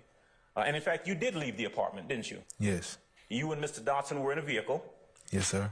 You all left the location. True? Yes. And then you came back to Summerdale Commons Apartments, right? Yes. All right. When you get back to the apartment complex, you are in the passenger side of the car, right? Yes. Mr. Dotson is on the driver's side, right? Correct. It is just the two of you in that vehicle at that time, right? Correct. All right. Now, was the car parked when all of this happened? The car was parked. Okay. So am I correct then that Mr. Dotson had pulled the car into a parking space? Correct. All right. And at some point, after the car is parked, you and Mr. Dotson, you sat in the car, listened to some music for a little while, right? Yes. And then you heard, or you recognized that there was someone coming up to the car door. No, they didn't come to the car door. Okay? They were coming towards the car. Is that right? Mr. Dotson was already out the car. They approached him. Okay. So Mr. Dotson gets out of the car, right? Yes. Are you still in the car at that time, or did you also get out? I was getting out at that time. You were what now? I was getting out at that time. Okay. Someone comes up and says something to the effect of, "Dirty Red, you already know what it is," right?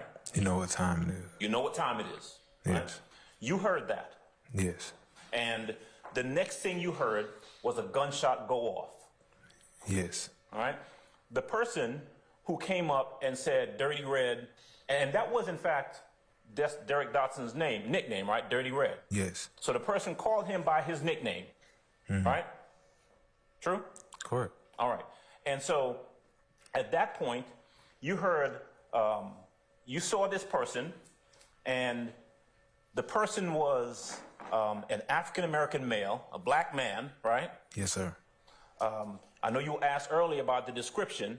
You said, did you say you don't recall telling the detective that the person had like a short afro? Yes, I don't recall. Okay. The person was not that tall though, right? It's kind of, I can't really remember. I don't know. Okay. 'Cause I wasn't that close to the person. Okay. You were on the other side of the car. Yes. All right. You hear the shot go off. One shot, right? Yes, one shot. The shot is, did you see the person shoot in the direction of Derek Dotson's feet? Yes, I did. Okay. Now, so if the car is right here, all right, you're on the passenger side of the car, correct? Yes. Derek Dotson is on the driver's side of the car, right? He was in front of the car, on the driver's side of the car. He, like you just getting out of the car and walk straight. He was walking straight from the door. Like if this is the car right here, he's like up here near the front of the car on the driver's side. Yes. Okay. The person then comes and you hear the shot, right? I heard the shot. Right. Shot at his feet, and Mr. Dotson takes off in what direction? He didn't take off immediately. He said, "You tripping, man? What going on?" You know, like that. And like trying to figure out is maybe somebody trying to, you know, have a bad day or something, you know, maybe, you know. And then he was like, "You know what time it is?" And that's when I told him to run. You told him to run. I said, "Run." Right. And Did he run? he took out running, and I took out running. We both were left in different directions. Okay. You ran towards the front of the apartment complex, right? Correct. Towards the gate. Yes. Mr. Dotson ran in the opposite direction, correct? Yes. The person with the gun ran where? After Mr. Dotson? I don't know. You don't know? No. You didn't see where that person went, No, I didn't. okay? But, and you're not looking because you're running towards the front of the apartment complex at that point, aren't you? Yes. Okay. You don't know where the gunman went, and you don't know where Mr. Dotson went. Is that true? No, I don't know.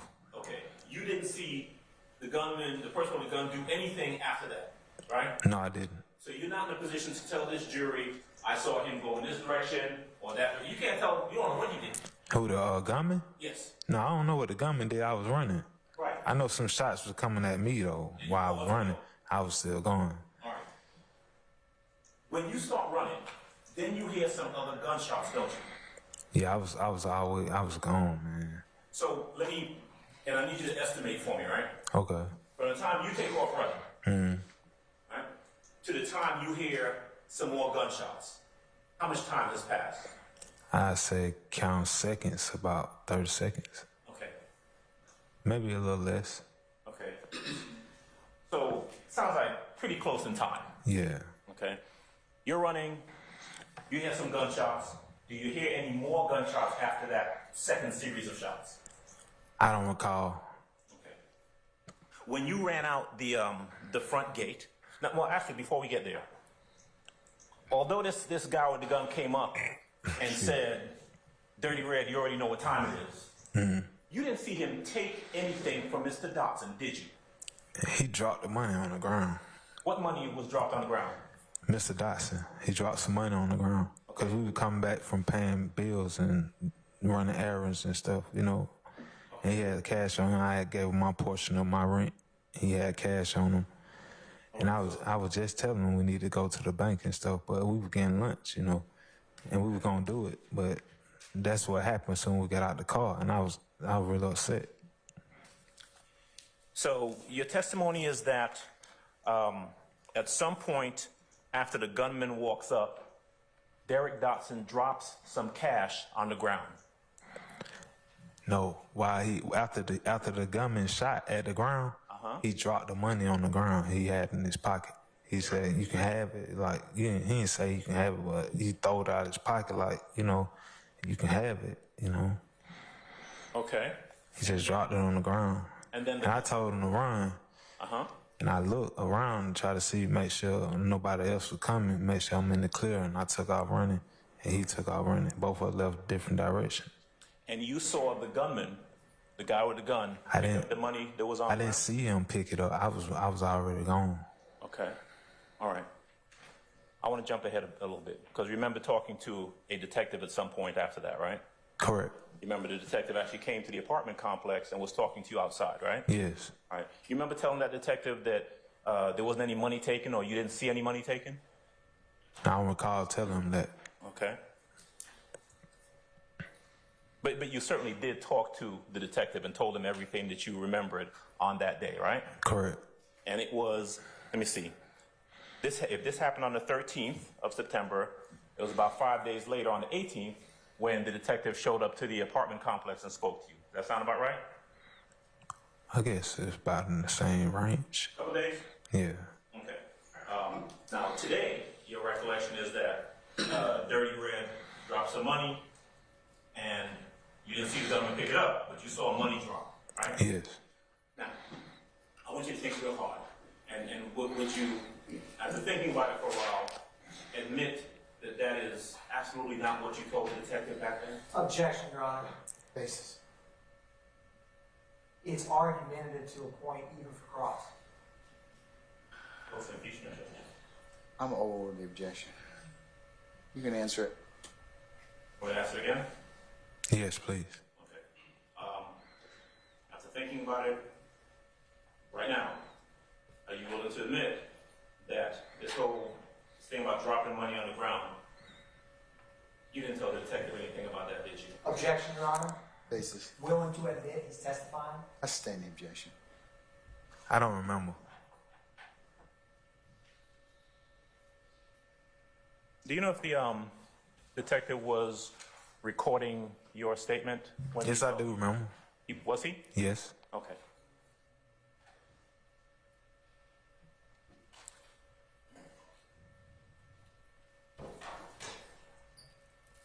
All right.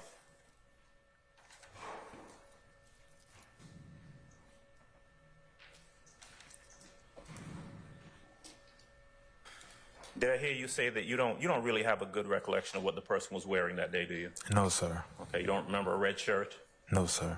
afro? No, sir. All right, Mr. Pass. That's all I have. Thank you. Any additional cross?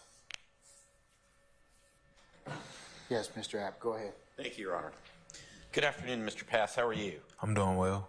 My name's Jay Apt. I represent Mr. Diamante Kendrick. Do you know who Diamante Kendrick is? Never heard of him. Do you know this man sitting in the white sweater next to me? No, sir. Does he have anything to do with this case that you're aware of? No, sir. Thank you. No other Not that questions? I'm aware of. No, I'm sorry, what was Not that? that I'm aware of. Thank you. No other questions? Anybody else? Any redirect? No, Your Honor. All right. At this point in time,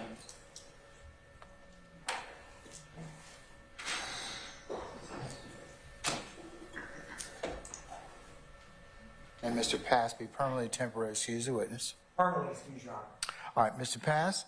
Yes, sir. Sir, thank you for your patience with us. I'm going to go ahead and permanently excuse you as a witness.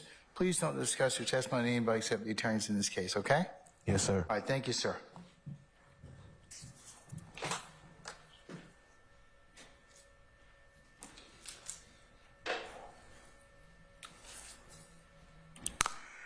All right, call your next witness. Yes, Your Honor. The state calls Detective Summer Benton to the stand. Summer Benton? Yes, Your Honor. Okay, all right. Summon Detective Benton, please.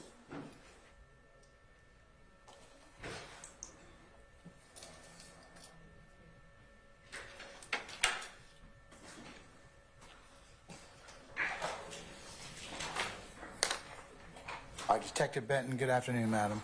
If you would please approach the witness stand. Once you get there, if you would turn and face Sergeant Ingram and be sworn as a witness, please, before you sit down.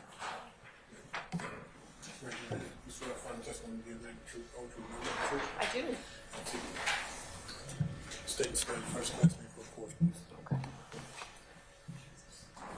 Summer R. Benton, Summer. R is my middle initial. Benton, B as in boy, E-N, T as in Tom, O-N. Good afternoon, Detective Benton. Good afternoon. Where are you currently employed? City of Atlanta Police Department Homicide Unit. And how long have you been with the City of Atlanta? Over 22 years. How long have you been in the homicide unit? Almost 15 years.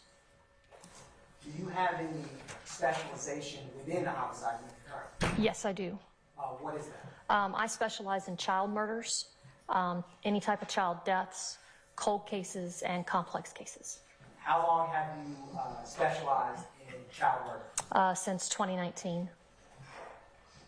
Now, before becoming a homicide detective, what was your role within APD?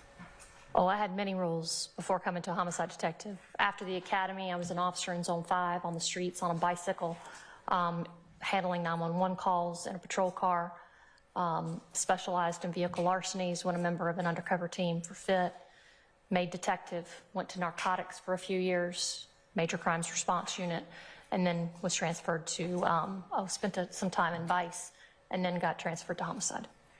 You have mentioned FIT. What is FIT? FIT is the Field Investigative Team. It's a plainclothes unit that can have readily accessible their badge and credentials. So they're not undercover, they're just plainclothes. Detective Benton, do you have any familiarity with handling firearms? Yes. Can you explain for the jury your training experience with firearms? Every year we have to go through a certain number of hours of firearms proficiency tests. And every year you have to pass in order to be able to retain your post status as a police officer and have arrest powers. So every year we go through a full day of firearms training plus an extra 4 to 5 hours on another given day. This year we're switching firearms, so we're going to go through a 2 full day of firearms. So I get firearms training at least twice a year. I venture to guess that includes loading and unloading firearms? Yes.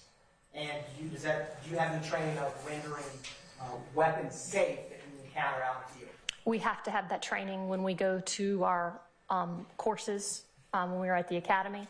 We have to be able to take our weapons apart, put them back together, be able to take them apart and clean them, put them back together with the oil.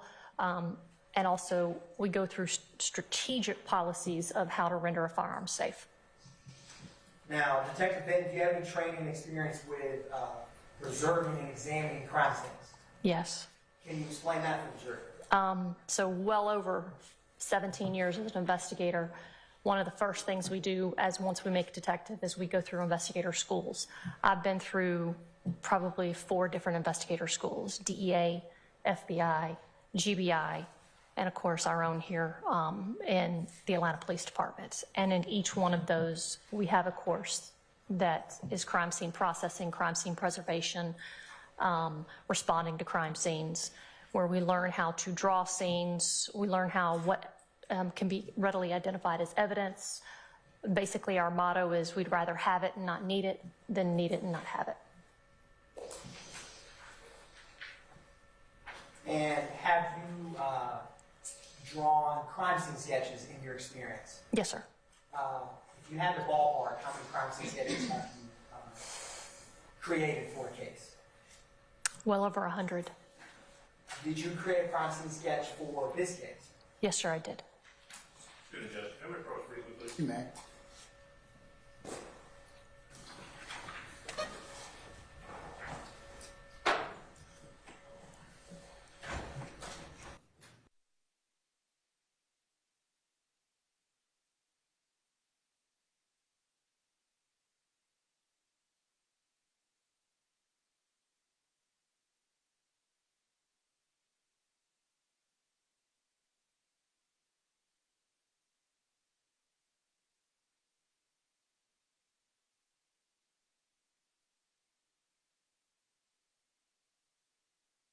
So, ladies and gentlemen, remember your admonitions. We're going to be in recess 15 minutes. All rise.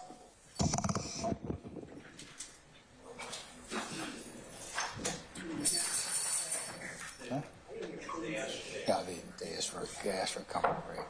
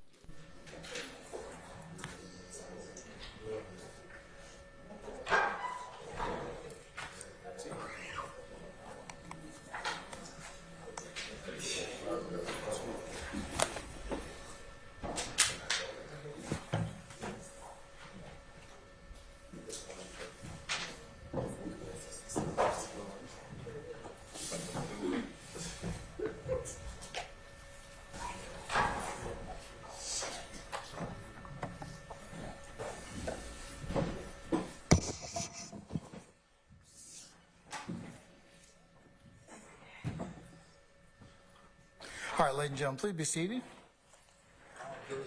All right, thank you, Sergeant Ingram. All right, Mr. Atkins, you may continue, sir. Thank you, Your Honor. I think where we left off, Detective Ben, was did you draw a crime scene sketch in this case? Yes, I did. I'm going to approach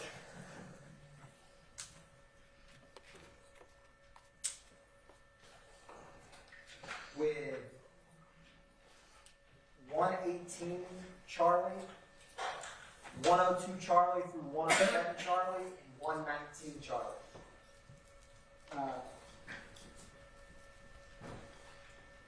I think some of the defense counsel couldn't hear me, but it's 102 through 107 Charlie, Your Honor, 118 Charlie, and 119 Charlie.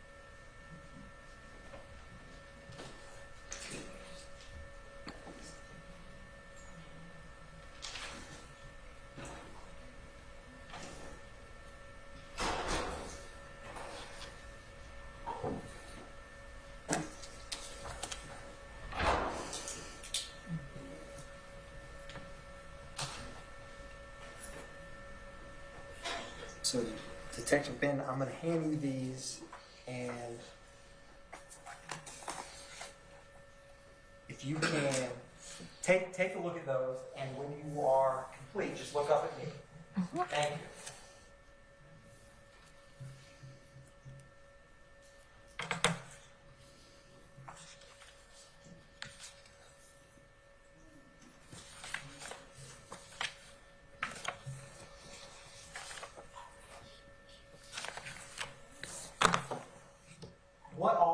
I'll start with, what is 118?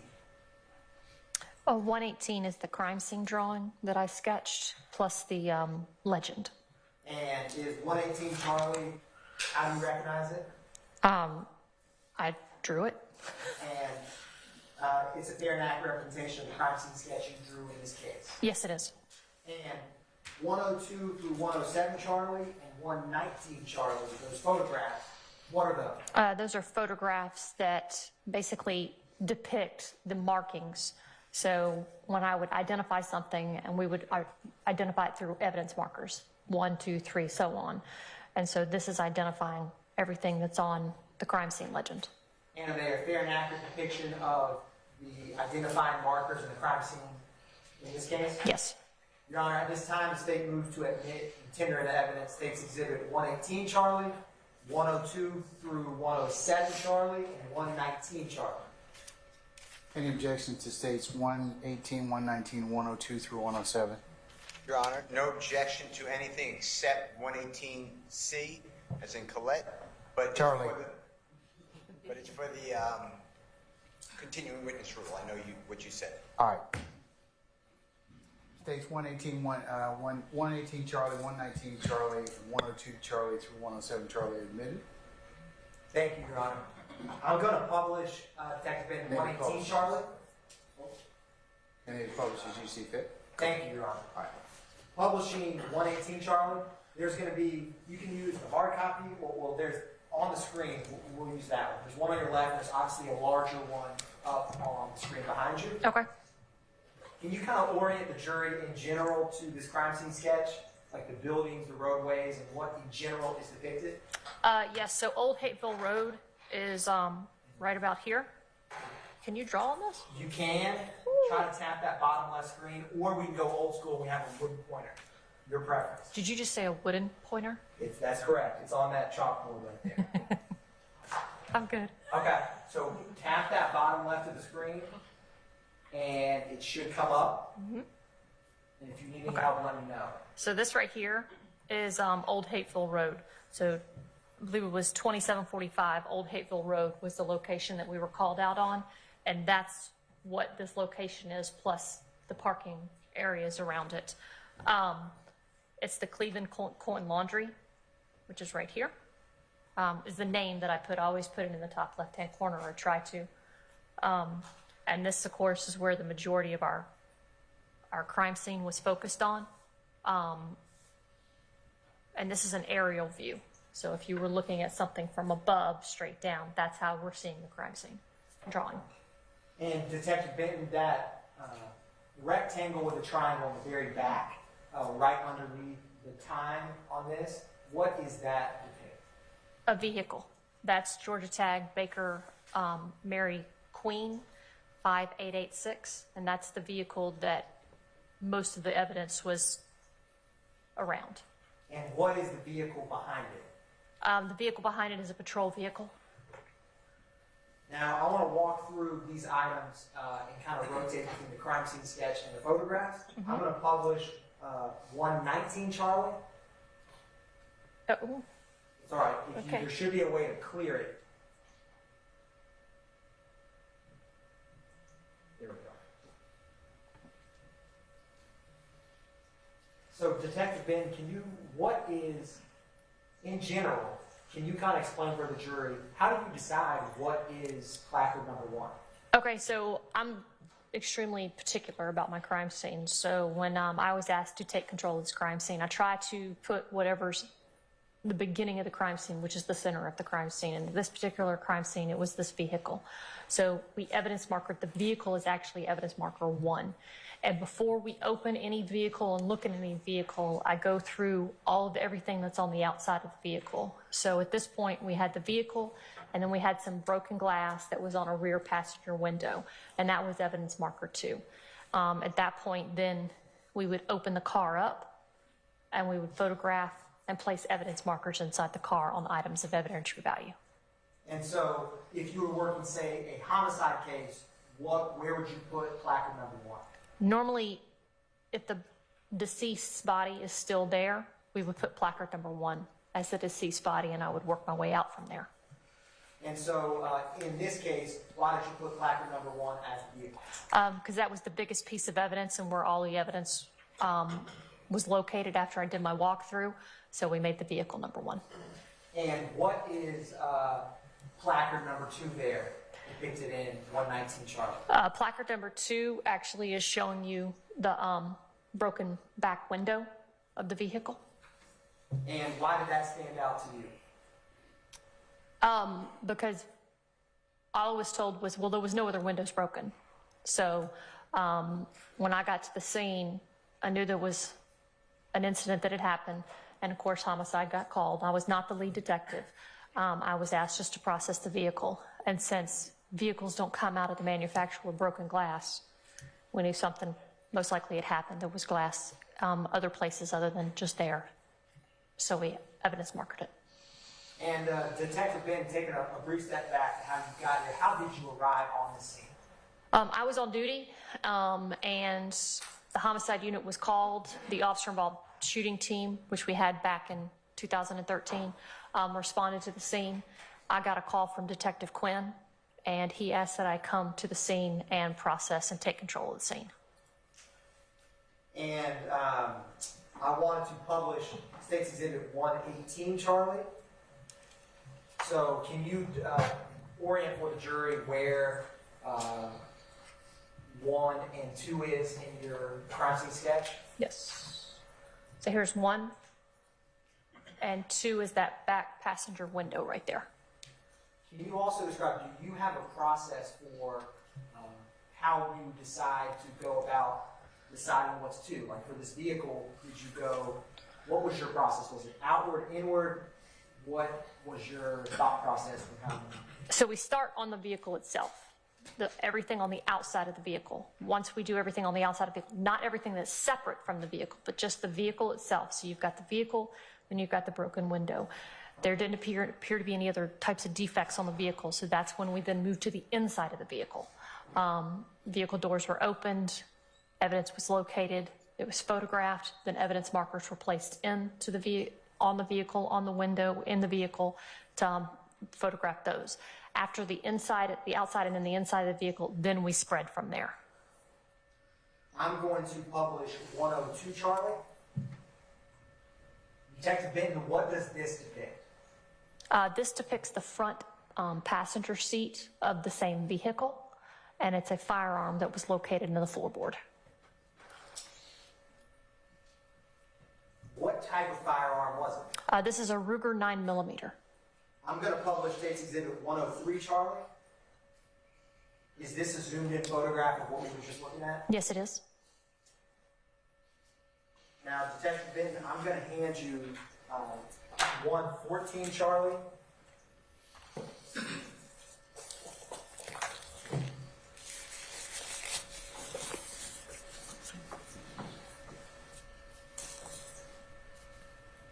And once you get those gloves on, if you can look at 114 Charlie, I'm going to ask you a couple questions.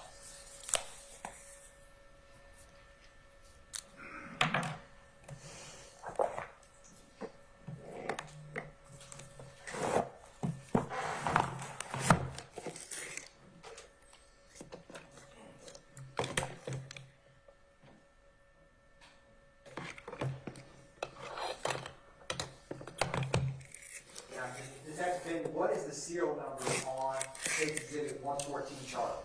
The serial number is 302-44238. And what was the serial number of the firearm that is next to placard number 3 in State's Exhibit 103 Charlie on the screen? 302-44238. Now, when you have firearms such as this, do you photograph the firearm first as depicted in that exhibit, or do you collect it? No, we photograph it as is first, as we see it on scene.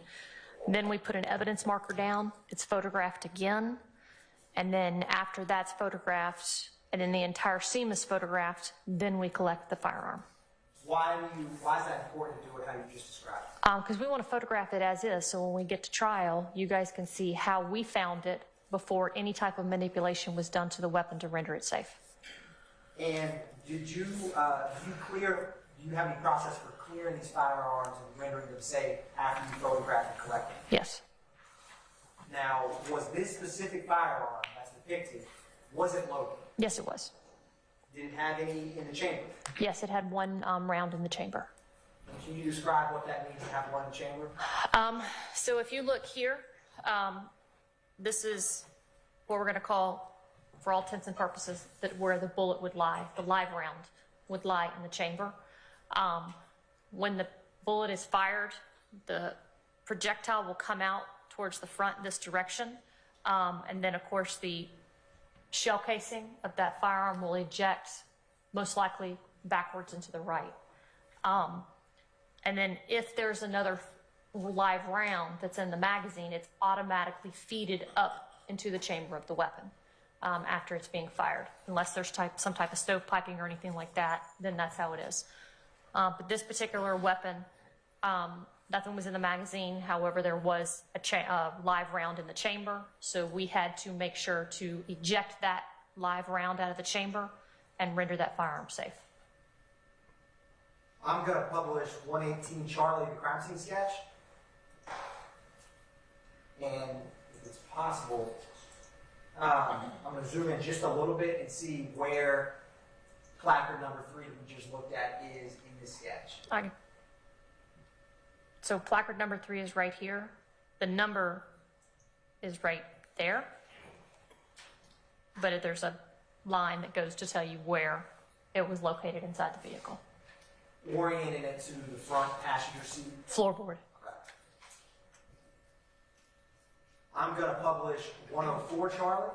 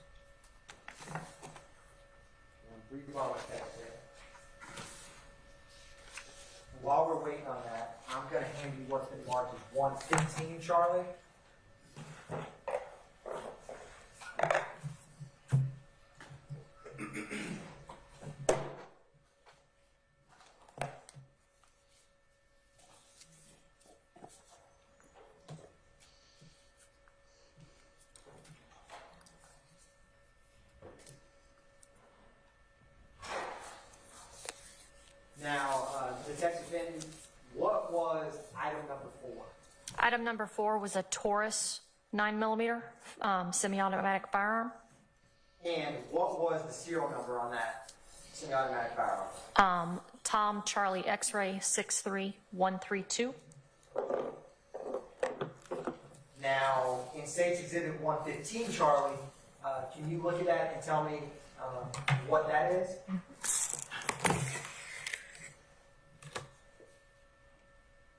This is a Taurus 9mm. And what's the serial number on 115, Charlie? Tom Charlie X-ray 53132. And is that item 4 as depicted in the exhibit on the screen? Yes, it is. Was that firearm loaded? Yes, it was. And there was also one in the chamber. I'm going to also ask you, what is State's Exhibit, or placard number 5 in the exhibit on the screen? Placard number 5 is a Taurus 40 caliber. What was the serial number in the firearm for it that was right next to placard number 5? Sam Alpha Nancy 09791.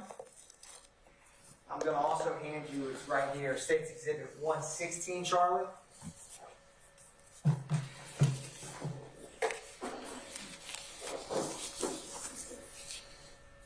When you get a second, I was going to ask you what's the serial number on 116, Charlie, once you're able to look at it.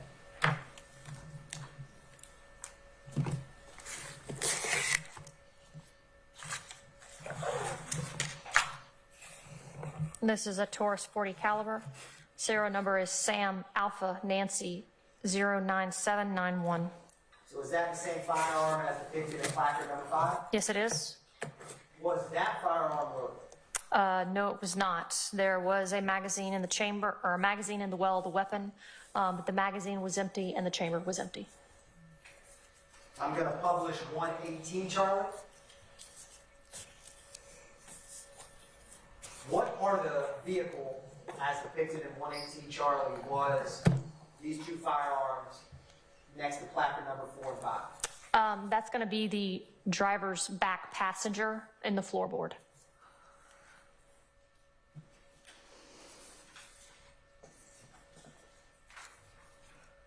Publishing 105, Charlie. What do we have in 105, Charlie, starting with placard number 6? 105 Charlie, placard number 6 is the blood that you see on the ground there. And placard number 7 is money. And all this was on the left side of the vehicle. I'm going to publish 118, Charlie. Can you tell the jury, Detective Benton, where placard number 6 and 7 are depicted in this sketch? Oh. Right there. Can y'all see that? You're trying.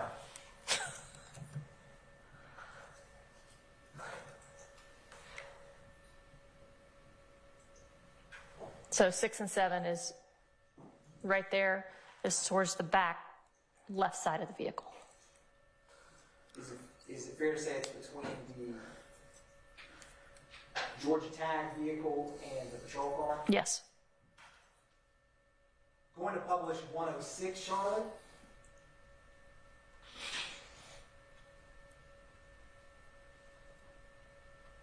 Detective Benton, what is depicted in 106, Charlotte? 8, placard number 8 is showing U.S. currency, and placard number 9 is showing blood. Now, when you got called to assist this crime scene, would you have helped direct these crime scene photographs to be made? Yes.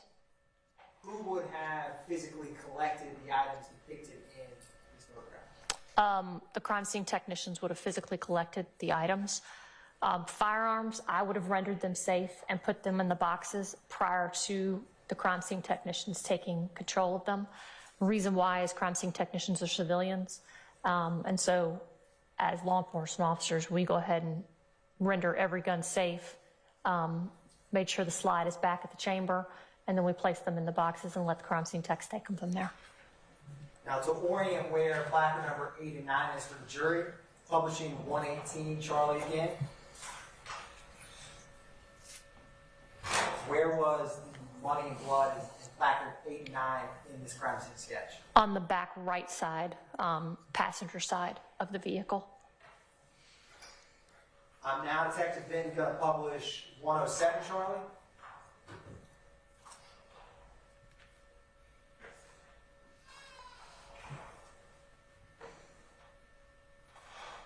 What was item number 10 as depicted in 107, Charlie? It was a magazine. Were there any rounds in this magazine? Yes.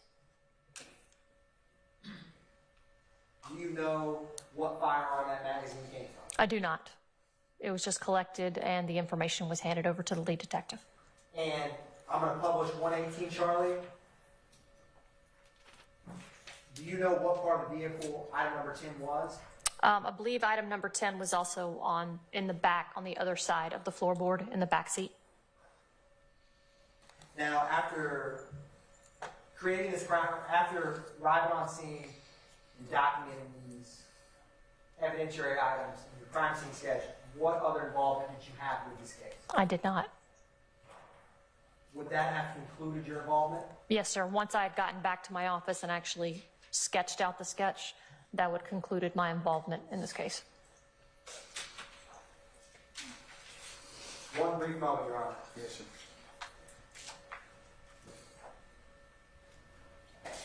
No further questions from the state. Thank you, Detective Ben. Cross.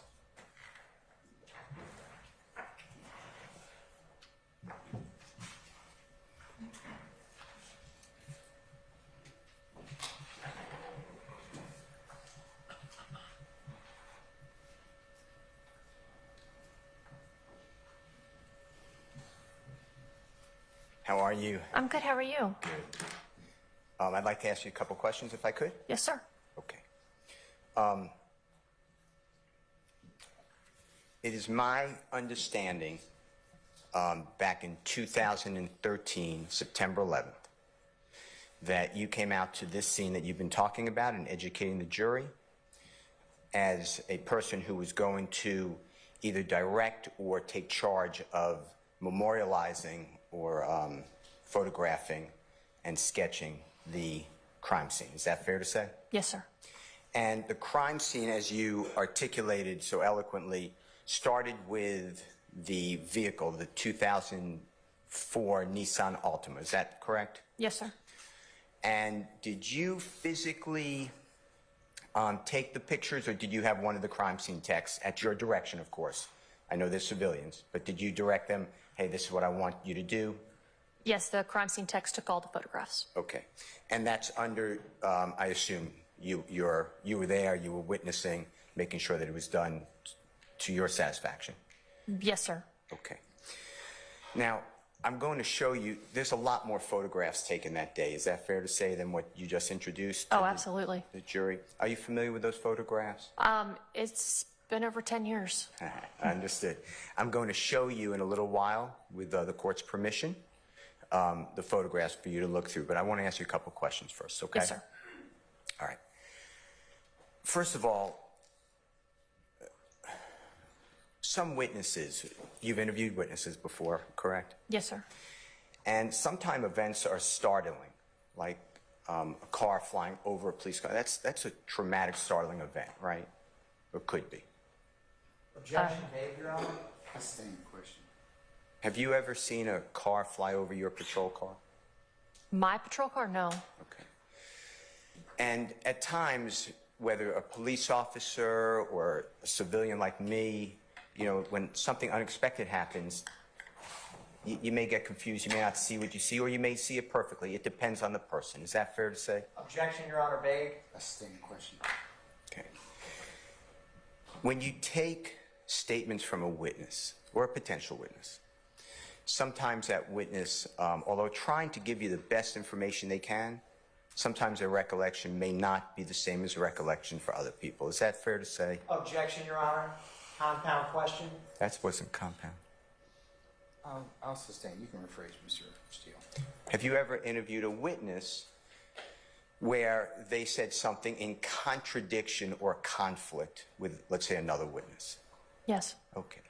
And that doesn't mean that the witness is lying. Like when I say lying, I mean intentionally fabricating. The witness may just have a different perception. Is that fair to say? Objection, Your Honor. I'll rule the objection. Yes. And therefore, somebody in your position who has dedicated themselves to understanding, learning, and then teaching, you want to get as much information as possible from all sources to ensure, as best you can, that all information can one day be delivered potentially to a jury. Is that fair to say? Yes, sir. And amongst that, we have tools that are used to analyze evidence. Is that correct? I have no idea what you were talking about. Okay. Photographs. Oh, you mean demonstratives? Sure. Yes. Okay. Yes, thank you. No, that's fine. Fingerprint analysis. Okay, so you're getting into expert testimony, yes. Sure. I mean, these are things that the criminal justice system as a whole can use. Defense lawyers can use it, prosecutors can use it, police can use it, judges can use it to try to get information from a scene. Is that fair to say? Objection, Your Honor. Basis. Compound and testifying. I'll allow it, sir. Is that fair to say? Yes, sir. And you said, I think you articulated at the beginning some of your background, I'm not saying it's all of it, but you studied under the DEA, fair to say? I took an investigative class with the DEA, FBI, took a street survival investigative class with the FBI, GBI, investigative class with the GBI. and you're with APD. Yes, sir. And APD, for the ladies and gentlemen jury, they probably know, but Atlanta Police Department. Yes, sir. Okay. And when you're processing a crime scene, you are potentially collecting evidence, or hopefully collecting evidence. Is that fair to say? Yes, sir. And the reason we do that, or you do that, is so you can bring to life to the jury, for the court, for the prosecutors, for the lawyers, for the witnesses who weren't there, you could bring what you saw or what you memorialized. Fair to say? Yes. Okay. Now, you said the motto, I think I got this right, but the motto is of the Atlanta Police Department, something to the Oh, I effect- never said it was the motto of the Atlanta Police Department. Okay, well, I'm glad you said that. Your motto is we'd rather have the information and not need it than not have it. That's not what I said. What did you say? I said we'd rather have it and not need it than need it and not have it. Okay, I apologize for misquoting you. And the point that you made is if we are more inclusive with our information, the better the results could be later, potentially. No, What did you mean by it? that we take every piece. I was talking about crime scene specifically. We try to take as much evidence as we can from the scene. Whether or not it turns out to be evidence or not, at least we had it and we can determine later on, or the lead detective can determine later on if it's of evidentiary value. I didn't know much information going into the scene. I was just asked to come and process the scene. Understood, and thank you for clarifying that. Now, does that include taking witness statements? Do you ever take a witness statement on a recording? Yes, but on this day, I do not take any witness statements. My sole objective was to process the crime scene. Understood, but in general, have you taken witness statements on a recording? That are recorded? Yes. Absolutely. Have you done it where you have the witness write out a statement, then verify that's what they said and they sign it? Oh, I haven't done that in probably over 12 years. Okay, recording's the way to go? Yes. Okay.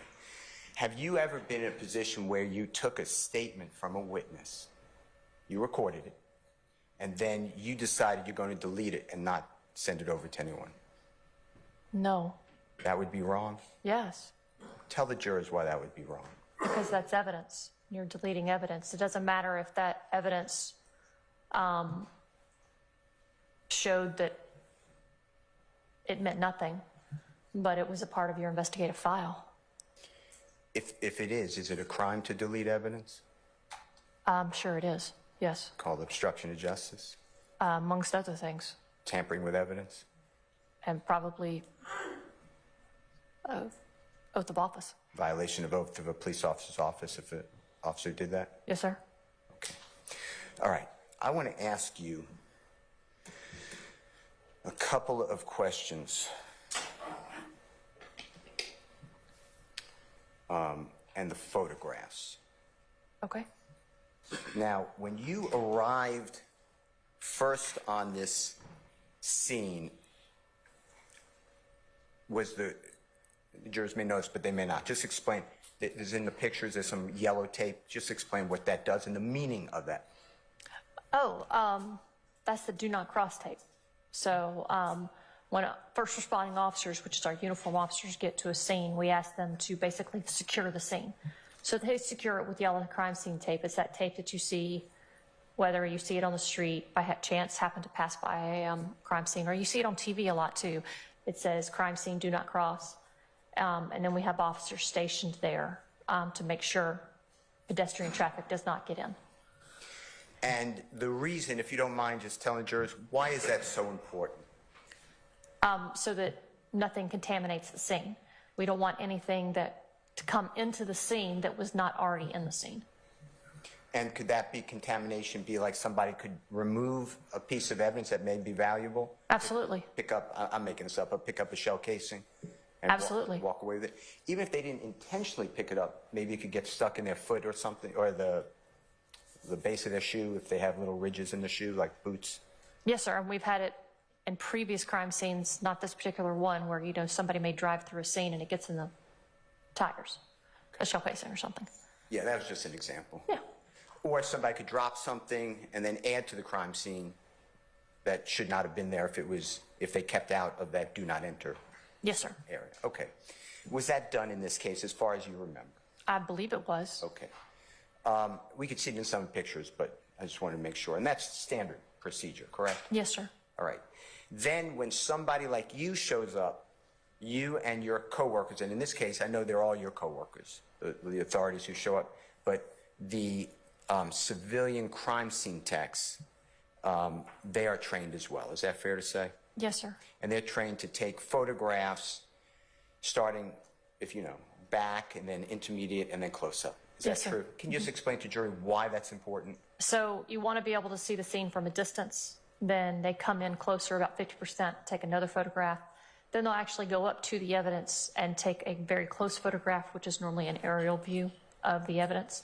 But the first couple photographs they take are just of the scene in general, just so you can visualize what it looked like that day. And is that to put things in context? Is that fair to say? Yes. Because if we just take the one up close of what's I'm just making up, but a shell casing or blood, you don't really know where that is possibly, so you take it further back, closer, and then up close. Is that all true? Yes, sir. Okay. With regards to the vehicle when you got there, did you order or direct, I'm not saying you'd order, but did you ask, politely, the crime scene technicians who were photographing to take placard 1? It's the 2004 Nissan reddish Altima.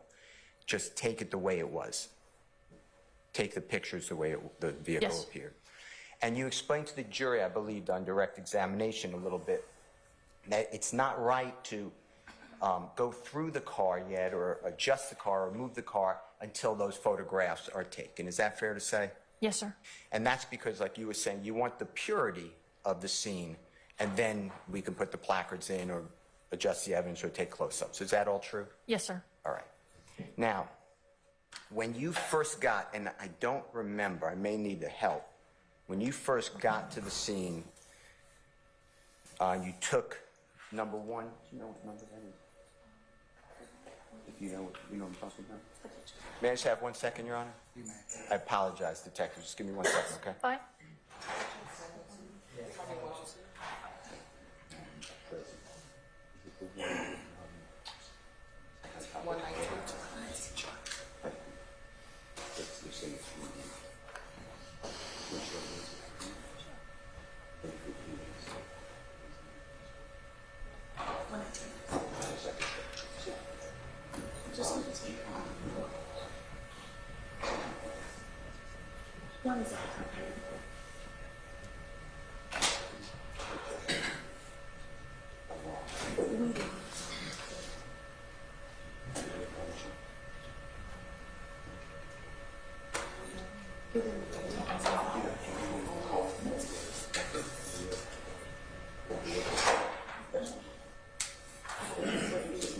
Your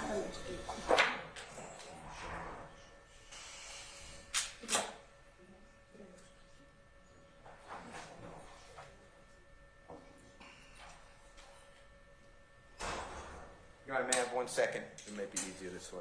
You may, sir.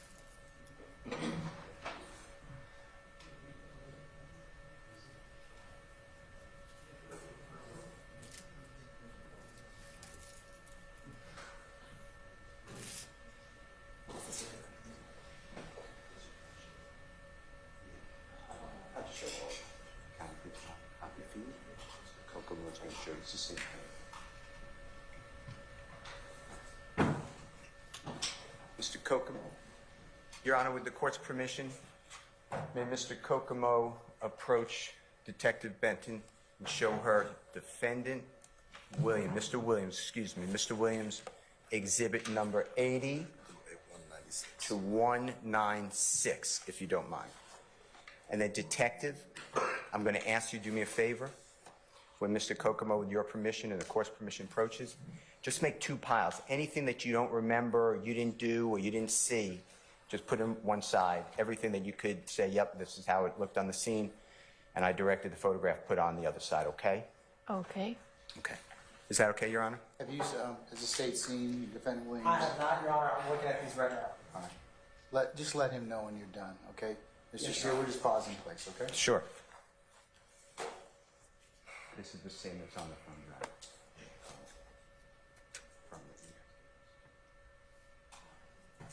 No, it's fine.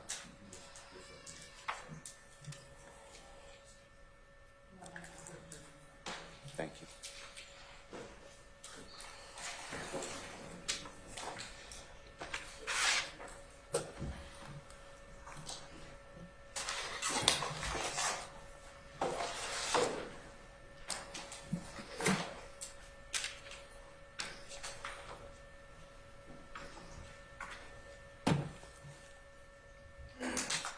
While the Honorable District Attorney is looking at that, can I ask you just a couple questions?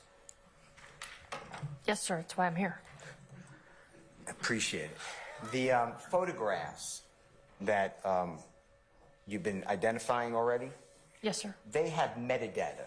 Is that, do you know what I'm talking about, properties? I'm well aware of what metadata is. I didn't mean to insult you. That's okay. Can you just tell the jurors in case somebody does not know what that is? Metadata, so especially if you look on a camera or a thumb drive or a SIM card, especially in cell phones, metadata can take you back and tell you exactly when that photograph was taken, what day it was taken, the time it was taken, and how much pixels.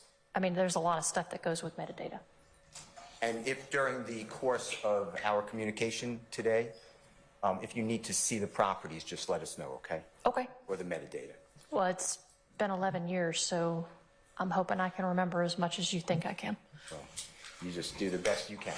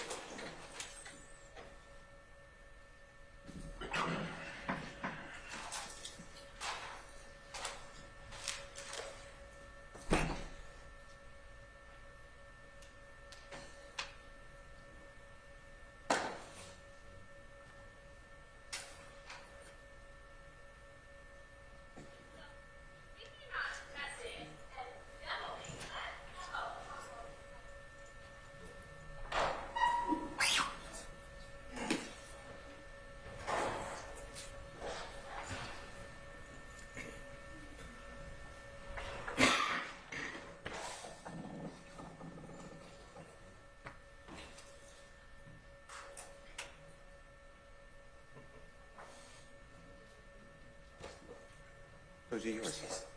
Those are yours. You're welcome. Your Honor, with the court's permission, may Mr. Kokomo approach the Honorable Detective with Mr. Williams Exhibit 80, and they're consecutive, sir, so it goes up to 196. Has the state examined those? I have, and what was the last number, Mr. Steele, that you Should be said? 196. Okay. 83 or 196. Your Honor, and I can approach when the court would like, 122 through 172 and 173 to 195. The state has separate objections to. Whenever the court would like to. But I will wait until the witness has seen them, Your Honor. Hold on a second.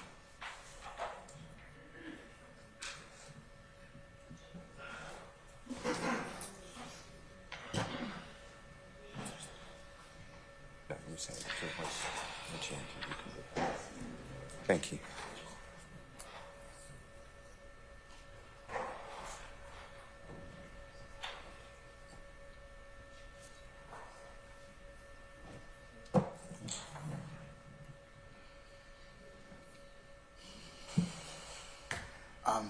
All right, counsel, come on.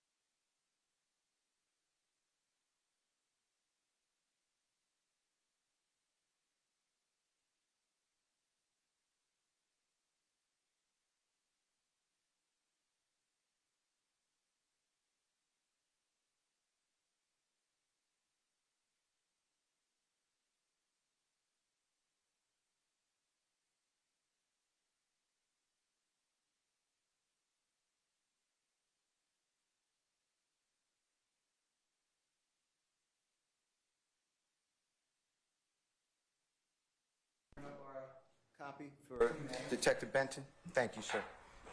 Detective, again, just do me a favor. If you need to clear out space, just don't say anything yet because they're not in evidence. Just tell us which ones you recognize, which ones you don't. If you need something to refresh your memory, just let us know. Okay, so just to clarify, you want me to go through over 100 photos and put which ones I remember and which ones I don't? Yes, which ones that you were there directing, which ones that you don't remember, if any. Okay. Thank you.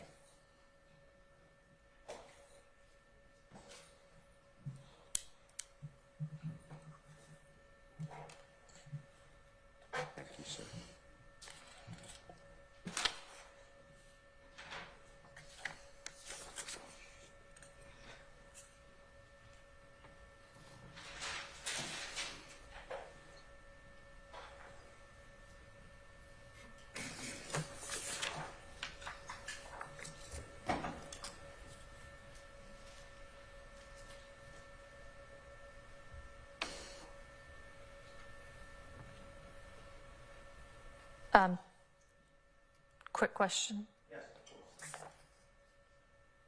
Are you supposed to, am I supposed to try to remember this from the scene, or if I've remembered these photographs? Because I've never actually seen any of the photographs.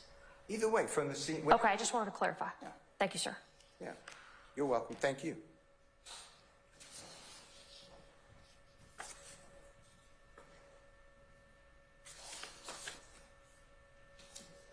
We're talking about the scene, when you're out at the scene. We're talking about the same thing, I think. September 11, 2013. No, I didn't know if you were asking what photographs I remembered, or if I remember stuff from the scene. That's all I was clarifying. Okay. Or both, either one. You'll tell us.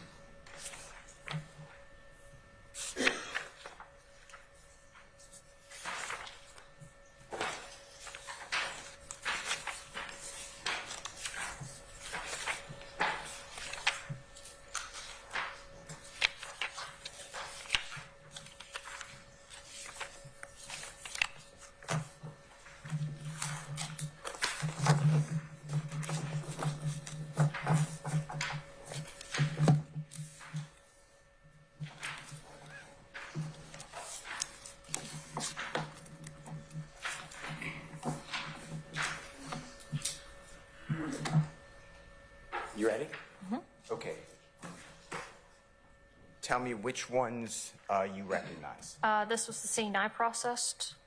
Okay. This was a secondary scene from behind me that I was not in charge of, and I guess when they processed the vehicle at the annex, I wasn't there for that. Your Honor, may I approach? I'm sorry. Which photos are you referring to? You were talking about just the prison scene. So the scene of the crime scene sketch that I did, just that particular scene of where the crashed vehicle is, the patrol car, the trunk of that vehicle, where the blood, 1 through 10. 1 through 10? Yes, sir. That's, well, 1 through 10 of the crime scene sketch, not the actual photographs. That was the scene I was asked to take charge of, that scene solely. The house behind it and all of that, that was not where I was asked to go. So just to make the, Your Honor, do you mind if I ask a question? Just to make it easy for the court and the jurors, tell us which Mr. Williams exhibit number. It should be on the upper left of the photograph you're looking at. Just go through one by one so that everyone can follow you. Which photographs truly and accurately depict the scene that it shows that you're referring to? Well, these truly and accurately depict the scene I was That's what in we're charge of. The ones that you can testify about. So 80, Okay? 81, Yes. 82, 89, Hold on 90. 1 second. Hold on 1 second. Hold on.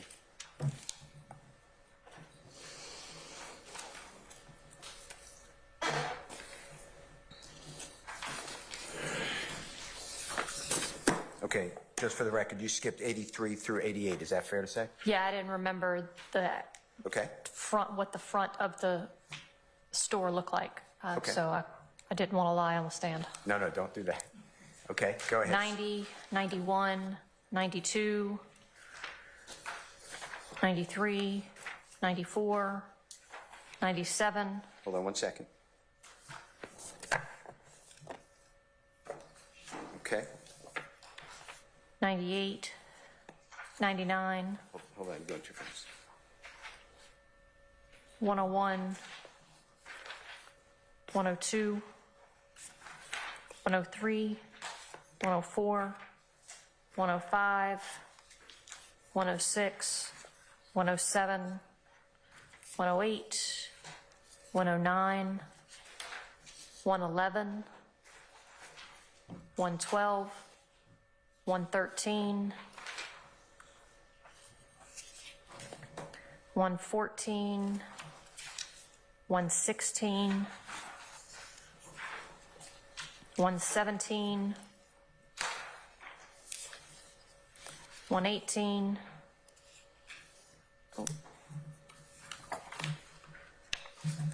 141, Hold on 1 second.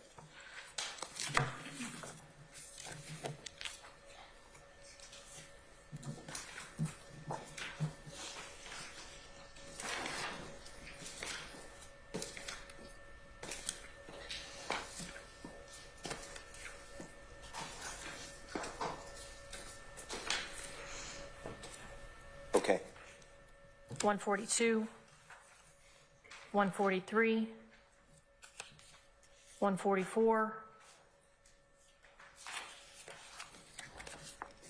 155, Hold on 1 second, please.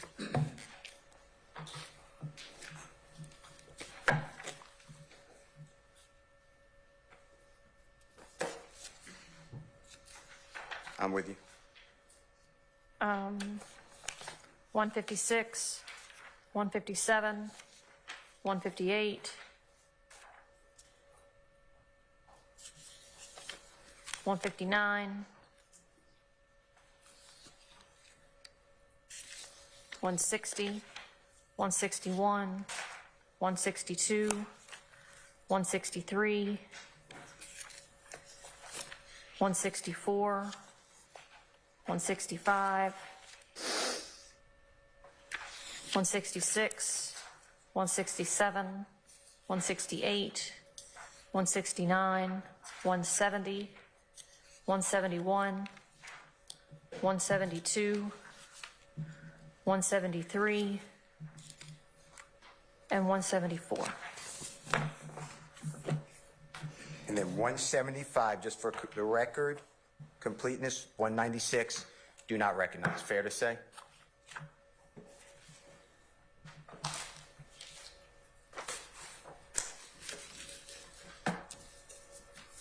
No, because this was taken with the trajectory rods, and I wasn't there for that. Okay. This was in the annex, and I was not there for that. Tell the jurors what the annex is, if you don't mind. Oh, so anytime we have a vehicle that was involved in a crime and we needed to further process it, everything gets transported to the Public Safety Annex, which is off of Donnelly Hollowell Parkway, and we have cages, vehicle cages, that we secure the vehicles into these cages so that nobody can get in and out of the cages, and there's roofs. There are outdoor cages, but there's a roof, and they're fenced in. And so if a vehicle's in one of the cages and it needs to be processed, the detectives will go out to the cage. They will meet a crime scene tech at the cage, and they will further process the vehicle at that point. And Detective Benton, can you tell the ladies and gentlemen jury who did, if you know, who did the processing at the annex? I have no idea. Lack of foundation. Your Honor, may I put these back? Yeah. Okay. All right, Your Honor, I move for the admission of Mr. Williams 80, 1, 2, 89, 90, 91, 92, 93, 94, 97, 98, 99, 101, 102, 103, 104, 105, 106, 107, 108, 109, 111, 112, 113, 114, 116 and 117, 118, 141, 142, 143, 144, 155, 156, 157, 158, 159, 160, 161, 162, 163, 164, 165, 166, 167, 168, 169, 170, 171, 172, 173, 174, Your Honor. The other exhibits I could leave for the record, but otherwise, since the witness saw them, but otherwise I can take them back, whatever the court says. Any objection to the forms from defendant Williams, 80, 81, 82, 89, 90, 91, 92, 93, 94, 97, 98, 99, 101, 102, 103, 104, 105, 106 to 109, 111, 112, 113, 114, 116 through 118, 141, 142, 143, 144, 155, 156, 157, 158, 159, 160, 161, 162, 163, 164, 165, 166, 167, 168, 169, 170, 173, 174. No, Your Honor, I did not. All right, they're admitted. The other ones, you can just leave for the time being, so you can further identify them, okay? Yes, sir. Your Honor, may I approach? They're admitted, you may be closed as you see. May I approach Detective Benton just to remove the ones that are not admitted and give them to the court reporter? Would you mind helping me out on those not admitted? Okay, everything else is with you. Okay. You ready? Your Honor, with the court's permission, Mr. Kokomo will be showing, and with the help of Detective Benton, Mr. Williams, number 80.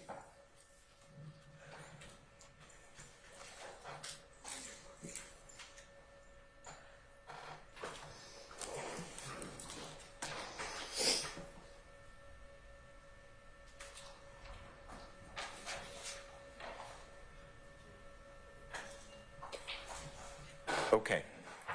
Detective, you see on the screen, you also have it in front of you if that's easier, but either way, Mr. Williams, number 80, fair to say? Yes. Okay. And that is in the part where you see the glass, it says ATM kind of in the center of the entire exhibit. You see that? Yes. That's part of the yellow crime scene tape that you were talking about. Is that fair to say? That the officers put up, yes, sir. Yeah. Yes, Yeah. sir. I'm not saying you put it up, but that's done to preserve, like you said, the integrity of the scene. That may be my words, but that's what it's doing, right? The core scene, yes. One more time? The core scene. Yes. And then I'd like to focus on the 2004 Nissan reddish color, I'm going to say red, Altima. Both doors on the driver's side, you see it's a four-door car? Yes, sir. They're shut, fair to say? Yes, sir. And this is how you found it when you first got there, before manipulating anything with the car, right? Before myself or I directed anybody to manipulate the car, yes. Okay. I don't know what it looked like prior to me getting there, only when I got there. Okay. And then there'll be other pictures, but there's two items also red that are near or leaning up against the car. Is that fair to say? Yes. Can you just show that to the jurors using your device at your fingertip?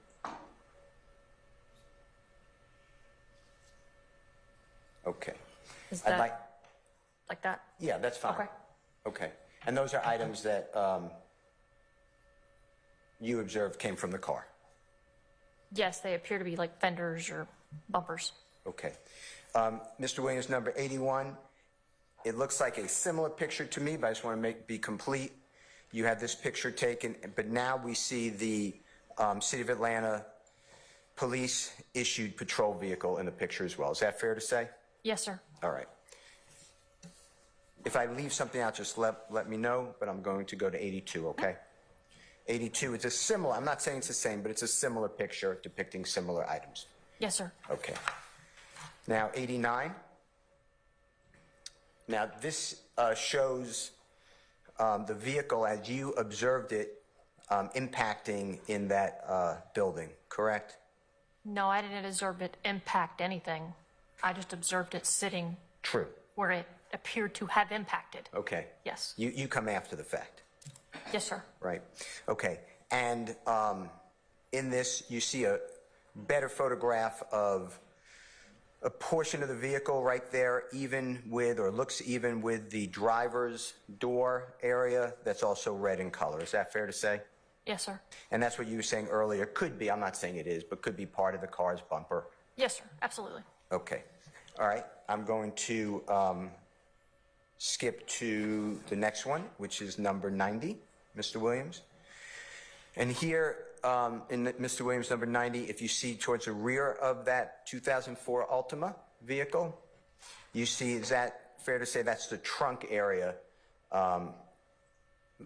either leaned up against, connected to, some way leaning on the car? Fair Yes. to say? Okay. And when I say trunk area, like what I call the lid of the trunk? Sure. Okay. Number 91. That is, again, the, we're looking at, just to orient the jurors, the rear driver's side of the Altima vehicle, and you can see part of what we're saying is potentially the trunk area leaning up against the car, as well as a blue item. Is that fair to say? Yes, sir. And also prominent here is money and what I believe to be suspected blood. Yes, sir. Can you tell the ladies and gentlemen jury anything about that blood, if you have any knowledge when you see something like that? It appeared to be coagulated. Can you just explain that? It just appears to be it's thickened up. A lot of times when you bleed, if you'll notice, a lot of times if you don't clean the wound right off the bat, it thickens up and it's looked like this thick layer. That's kind of a basic way to describe it. The blood basically is just pooled together and it's just thickening as it receives oxygen. And with that blood, that is on the driver's side rear of the Altima. Fair to say? Yes, sir. All right, let's go to 92. And that is U.S. currency, well, appears to be U.S. currency on the ground, right? That's correct. And then do you see the little red items throughout that scene, the dots? I'm Yes. kind of playing it down, but It's blood spatter. okay. And are you familiar with blood spatter? Oh, yes. Tell the ladies and gentlemen how you are familiar with that. I've been a homicide detective for almost 15 years. I've seen a lot of blood spatter. And can you explain what if blood is spattered, what does that mean? So if somebody gets injured and they move, most likely the blood's going to go somewhere. If you ever noticed, if anybody's ever been in, like they've cut themselves or they've cut their finger, then they go to move, the blood goes down. It's spattered on the table or the floor or wherever. That's blood spatter. Are you familiar with blood having a tail and a head to it? Do you know what I'm talking about? Yes, I am. Can you just explain to ladies and gentlemen, jury, what that means? It helps you determine the directionality of the person, which way the person was going. Blood spatter can tell you a story. And the tail means what? So, You're going in a specific direction. okay. Is that similar to, I don't want to make this too simple, but if you dip a paintbrush into paint, splash on the wall, you'd see the, is that fair to say? Sure. Okay. All right, I have 93. Similar photograph that we just discussed, is that correct? Yes, sir, just a closer view. All right, and this is what you explained earlier, you take it far away, then intermediate, then closer. Yes, sir. All right. Let's go to 94. Now we're looking away from the car and towards the retaining wall where the police officer's car is. I know it's not in the picture, but is that fair to say? Yes, sir. And that's presumably part of the red Nissan Altima vehicle, 2004. That's correct. All right.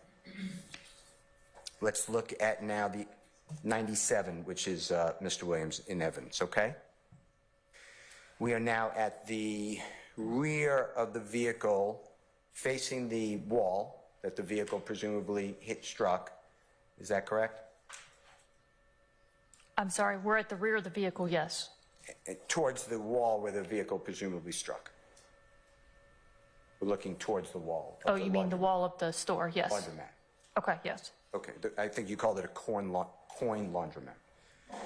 And now we're looking at the passenger side, correct? That's correct. And this is also depicting the passenger side front and rear doors closed. Fair to say? Yes, sir. All right, and this is how when you get there and your team gets there, this is how you found it. Yes, sir. And on the back of the car, I know you weren't noticing the car before you get to the scene, but it may be missing a bumper. Fair to say? Oh, that's correct. Okay, and that was found in the scene. Yes. Okay. If Mr. Kokomo can zoom in, I'd like you to look with us, if you can, towards the two doors, the rear door and the driver's door. Excuse me, I'm wrong. The front passenger door and the rear passenger door. You see that there is some damage there, a buckling, where the two doors come together, the rear and the front. Do you see Yes. that? Okay. And do you remember, and I know it going back years, I heard you say that, but do you remember it being hard to open the rear passenger door? Objection, Your Honor. Do you? I have no recollection. Okay, that's all right. I wouldn't have opened the door. Or directed someone to open the door. It would have been the crime scene tech that would have opened the door. Okay.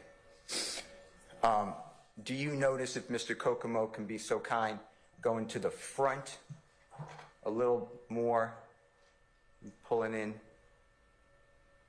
Do you remember right there is perfect, the rear passenger door being... Objection, Your Honor. Facts, not evidence. Do you remember the rear passenger door being dislodged from the frame of the car? Objection, Your Honor. Facts, not evidence. Being dislodged? Yes, not being aligned anymore. No, I don't remember that. Okay. Are you saying, you're not saying it didn't happen, you're saying I don't have a knowledge? Correct. Okay. All right, let's continue. This is Mr. Williams, number 98, if that's okay. And here again is looking at the rear passenger side with the bumpers missing of the same vehicle, fair to say? Yes, sir. And we see that blue item. You see that item? Yes. And then we have you could describe it. Suspected blood, is that fair to say? Sure. And is it showing anything to your keen eye directions? I would love to tell you, but I'm not a blood spatter expert. Okay, that's fine. We are now looking with the court's permission at number 99. And this has money, what I believe to be U.S. currency. If you don't know from that picture, we could show you another one. No. On the passenger side floor, is near the, I'll say near the car, but however far away from the car. Yes. Fair to say? Yes, sir. And intermixed with blood in that area. That's correct. Okay. And in this photograph, we see a little bit, it's just in the little bit of that broken glass in the passenger rear window. You see that? Yes. Okay.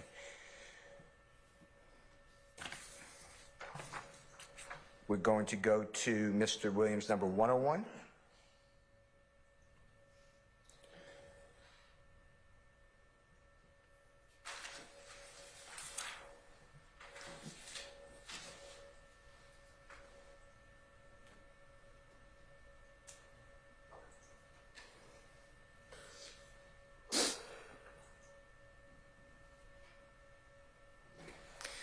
And do you see there that there is what I'll call a airbag deployed in the front passenger, through the front passenger window of that photograph, now memorialized as Mr. Williams exhibit number 101? You see that? Yes, sir. Okay. And again, you see the front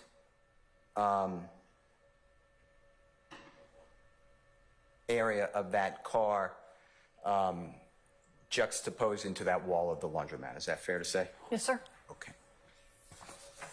Number 102. This is what you explained. There was an intermediate, now the close-up of the money intermixed with blood, right? Yes. All right. 103. In this one, you had taken, you authorized taking, or you directed taking a picture, and that shows some sort of, it looks like cement, maybe, maybe not, caused by when the vehicle slammed into the wall, right? Yes. And then there's an item that's red. Do you see that red item? Looks like it's coming in a angle, a downward angle. Do you know Yes. what? Do you know what that is by any chance? Is it from the car? Do you, and I if have no clue. that's fine. Okay, let's go to the. This is the front end of the car on the passenger side, showing how it is juxtaposed to the laundromat. Fair to say? Yes. All right. And, oh, I'm sorry, and that was 104. Was that true? Yes. All right, number 105. This is a farther back or intermediate, you tell us, and you see the crime scene unit in the, or the crime scene tape in the back. You see that? Yes, sir. And also in number 5, you see the fire engine and other first responders, law enforcement authorities. You see that? Yes, sir. Okay. And then again, this is now, we're looking at the passenger side of the car, and you see that blue item? Yes. Do you know what that blue item is? No. Okay. And you can see in here that window broken out that you described in the rear window of the passenger, Yes, sir. rear passenger. Yes, sir. Okay. I'd like to go to 106. This is how the trunk appeared when you found it? Yes, sir. Fair to say? And you see that blue item standing up next to the vehicle? Yes. And then you have like a miracle bubble, you see that? Yes. And then you could tell us, but it looks like a bag, some items of clothing, maybe shoe, to that effect. Is that fair to say? Yes. Okay. Number 107 of Mr. Williams. That's the further back view of that trunk area and the car. Fair Yes, to sir. say? Okay, and we just looked at a closer up view in 106, correct? Yes, sir. All right. Number 108. This is now the driver's side of the vehicle, fair to say? Yes, sir. And that's a better picture, is it not, of the trunk being dislodged from the vehicle? Yes. All right. And then the bumper being dislodged from the vehicle, front bumper. Yes, sir. Okay. And then in the background, you see the ambulance, correct? Yes, sir. Okay, 109 of Mr. Williams. And if you don't know this, just say this is not what you do. That is a retaining wall, correct? Yes. And that's where the car that we've been talking about, the 2004 Nissan Altima, supposedly flew off of, crashing into the side of the coin laundromat. Is that accurate? Yes, sir. Okay. Has some trees down in that picture of Mr. Williams, number 109? Yes. Okay. 111 of Mr. Williams. We've discussed, I believe, all of these items, and this is just the further away look. Is that true? A different angle. Okay. It also has, I don't know if they're, you correct me, are they skid marks? What would that be? Yes, sir. Okay, and that's made, do you know which tire would make that? No, that would not be in my job. That's fine. Okay. Let's go to number 112 of Mr. Williams. You see on, and Mr. Kokomo can help us, you see on the right-hand side, center, but a little lower than center, right behind the rear bumper. See the rear red bumper? Yes. And you see the gouge marks in the pavement? Yes, sir. Okay. Is that also beyond, you don't want to comment on how that was made, do you? I wouldn't know. No, yes, sir. Okay, that's fine. Do you know what the item is that's right in front of the rear red bumper of Mr. Williams 112? Something that's supposed to go in the trunk. Okay, do you know what it is by any chance? I believe it's that carpet section that goes over where the spare tire was. Say it one more time. Not the carpet section, but that, when you open the trunk and then you have to pull that piece out to get the spare tire out? That piece. With the little... Yeah, I don't know what it's called. Okay. I just know that's where you find the spare. With the screw that holds it in the... Yes, sir. Got it. And was that in Mr. Williams number 113? When Mr. Kokomo can get us there? If you know from the scene, is that the spare tire that came out of the trunk? I believe it is. I can't say because I don't know if the trunk car had a spare tire, but totality of circumstances, yeah, you can presume it. Okay. Mr. Williams, number 114, can you tell us what that is?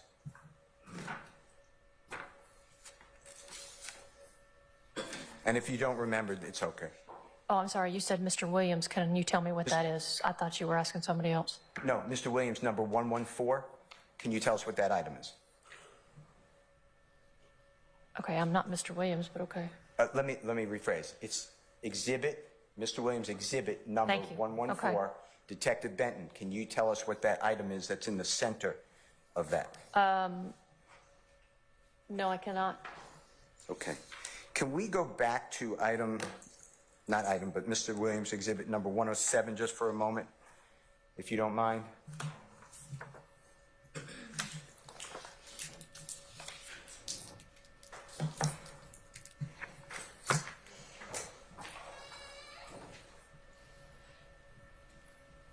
I think it's coming up. Oh, okay. And if Mr. Kokomo can do me a favor, and right in the center, top, if he can zoom in on that.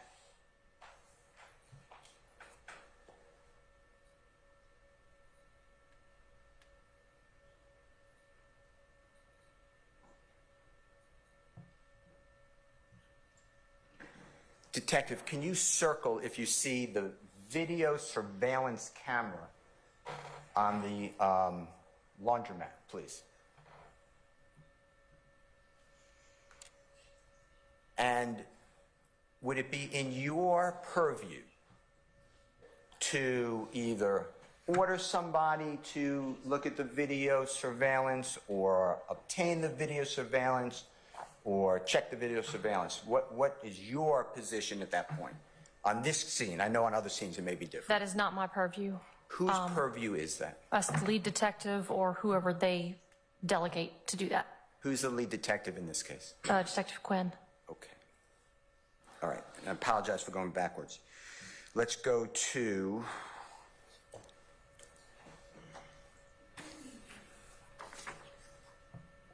number 114.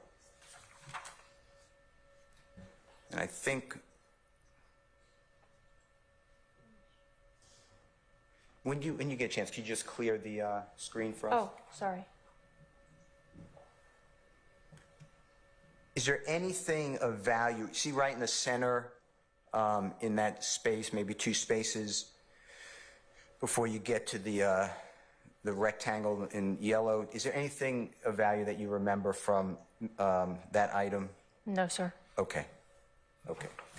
So 114 is really just another angle of the police vehicle and the 2004 Nissan Altima Red. Yes, sir. Okay. Number 116. This is how you explained earlier. This gives a great view of the distance for the retaining wall where the car presumably flew over and the items that were debris in the vehicle. Yes, sir. And then the police car with the two open doors. Yes, sir. Okay. Going to number 117. This is, and you tell me if I'm wrong, but this is simply just a little higher view of that retaining wall with the trees down, the fence down. You see the fence down in this photograph? Yes. And then the house is behind it, of course. Yes. Okay. Number 118. Similar view, but it's more depicting the trees down, the fence down. Is that fair to say, with the retaining wall kind of closest in the picture? Yes, sir. Okay.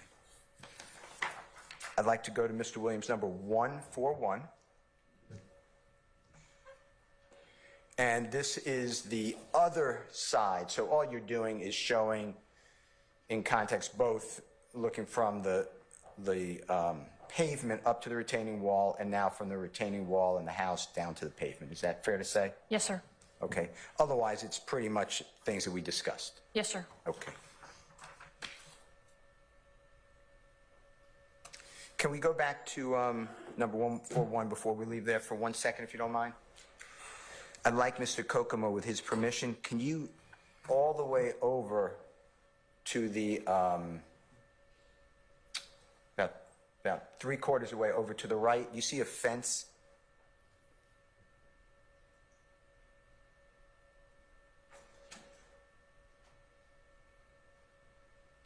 Can you see that fence? Oh, yes, sorry. No, that's okay.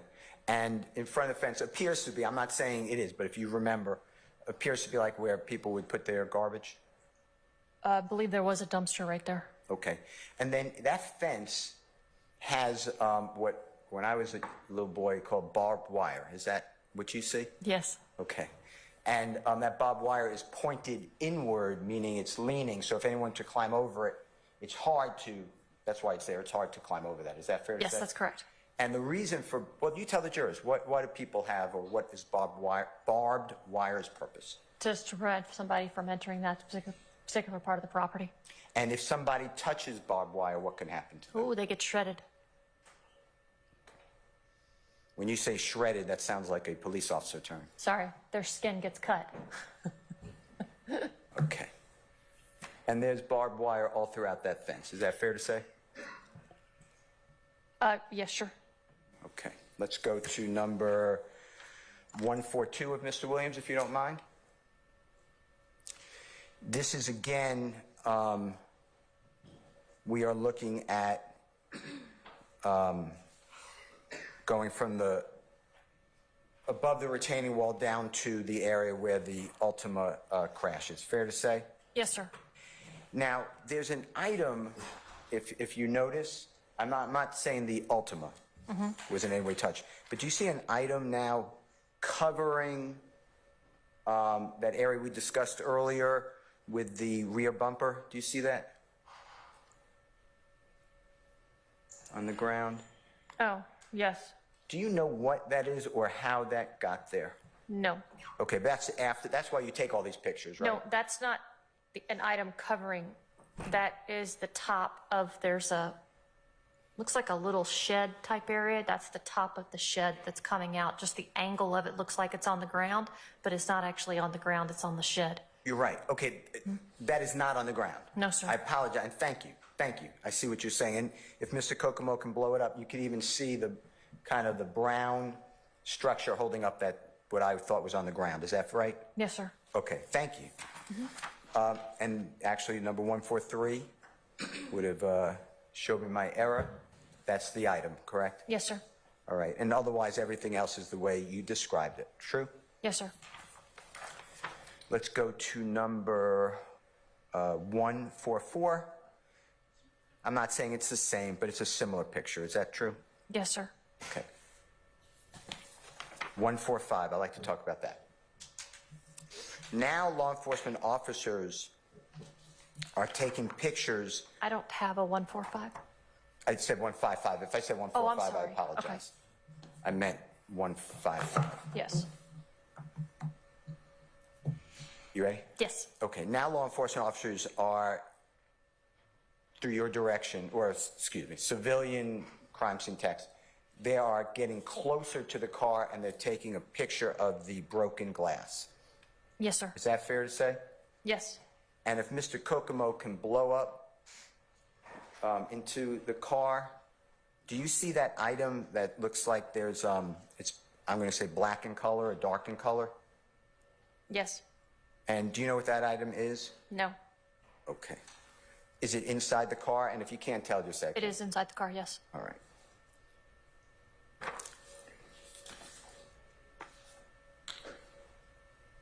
I'm going to skip one number, but I promise you I'll come right back to it. If we could show 157.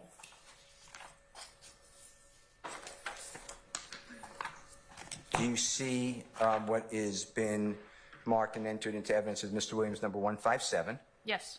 And this is the rear seat of the car, right? That's correct. And you didn't put any items there. You wouldn't let anyone do that. Correct. That would be totally inappropriate, right? That's correct. That would be tampering with evidence, tampering with a crime scene, right? Absolutely. So here, in the passenger rear, there is items, correct? Yes. And let's just go through some of these items, if that's okay with you. On the ground, it looks like to me, and we're going to show other pictures, but on the floor, well, I guess the floorboard, do you see what's called, it says it looks like the insignia for Burger King. Do you see something like that? Yes. Okay. And do you see in front of it or next to it, I guess, what later is found to be a cell phone? Yes. And do you see underneath that item is what was found later to be a cell phone? Do you see that? Yes. Would you do me a favor and just, for the ladies and gentlemen jury, just circle and go in order and just tell them what you're looking at. First the Burger King, second cell phone, third cell phone, or first cell phone, second cell phone. Burger King. Cell phone. And I believe the other cell phone is over there somewhere. What is closest, if you don't mind, to us, the way Mr. Kokomo blew it up on the floorboard? You see that item? I'm not real 100% sure what that is. Okay. Let's just Based off talk this about. photo. That's fine. Let's just talk about, first of all, that what I'm calling a Burger King item. Okay. You can leave those up there if you Oh, don't mind. sorry. Just it's fine. Just on Mr. Williams number 157, just point to or circle or something the Burger King item again, if you don't mind. On the screen. Oh, what did you need me to do? I'm sorry. That's fine. Just what you did before, just point to or circle the Burger King item. I want to talk about that for a minute. Okay. Okay. Do you know what type of texture, what type of compound that item is? Objection, Your Honor. This is speculation on the texture of the Burger King cup sitting in the back of his car from 10 years ago. What it's made of. I'll let you refer. Do you know what that item is made of? And I don't need compounds, just is it paper, is it plastic, do you know? Looks like styrofoam. Okay, styrofoam. Now, do you know whether styrofoam holds, let's say, you know what DNA is? Yeah. Okay. Yeah, I'm very well aware of DNA. Just don't go into everything unless you need Okay. to. Just tell the ladies and gentlemen jury what is DNA and how does it use to police business that you do? What type of DNA would you like for me to talk about? Let's start with touch DNA. Touch DNA is fairly new in the DNA world. Anything you touch nowadays, I can get DNA from. everybody leaves epithelial cells behind. So that pencil that you guys are writing with, or that paper that you guys are writing with, or touching the side of a chair, you're going to leave behind part of your skin cells. We can come back and do touch DNA. Now, once it gets to the lab, that's another story, because it's going to depend on how many alleles they have, as to whether they can get a full STR genetic profile, if they need to go through mitochondrial DNA or YSTR DNA. It just depends. I would go into DNA a lot further. However, there's a lot more, and I don't think we have enough time in the next 6 months to go over it. How about if it's a cup? I know If you it's a use cup, it depends. You could possibly get it from styrofoam. I've never actually swabbed styrofoam before. That would be a question for probably a DNA expert. However, I would think possibly prints. It also depends on, because styrofoam, the condensation on the outside of a styrofoam cup is pretty bad, and that can contaminate or get rid of DNA, and also can contaminate prints. Let's come on up, please.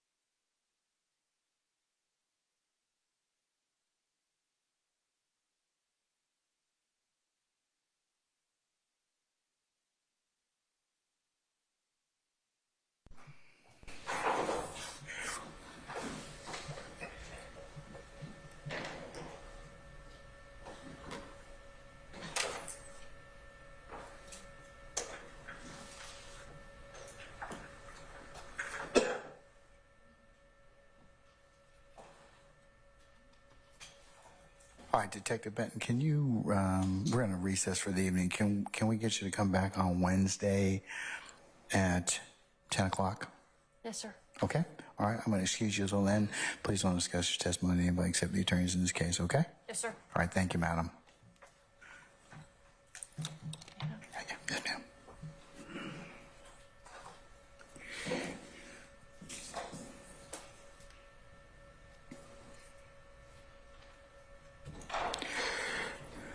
All right, ladies and gentlemen, we have reached a natural stopping point. So what I'm going to do is I'm going to recess you, and consistent with our earlier discussions from last week, tomorrow will be an administrative day for you. We have to take up some unrelated business, and so that means you'll come for Wednesday morning at 10 o'clock, and we'll get started somewhere around 10:30. Okay? All right. What ministerial inquiry do you have of me at this point in time, if at anyone? All right, hearing none. Then let's go through your ad nauseum admonitions. Leave your notepads in the basket. Please do not discuss anything that we have covered thus far amongst yourselves or with third parties. Don't go and visit the scenes. Don't go and research anything on the internet or third-party sources. Certainly don't listen to anything on the radio or other sites depicting or chronicling what's going on in this particular trial, as you can only consider what's presented in the four walls of this courtroom. And of course, ladies and gentlemen, don't go by and visit any of the scenes or anything that you may have learned as part of this particular case thus far. And the last thing, ladies and gentlemen, as I've highlighted to you every day, thank you for your patience and the patience you've given and will continue to give to us. And unless you have any other inquiry of me, we'll see you Wednesday morning for 10 o'clock. And we'll bid you good evening. Leave your notepads in the basket. All right, all rise.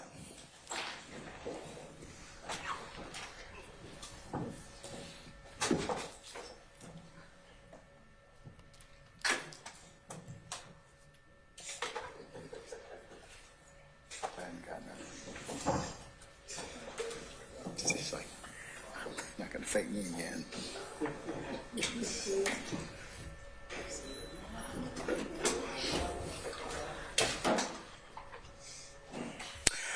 All right, ladies and gentlemen, please be seated. Our jury has left us.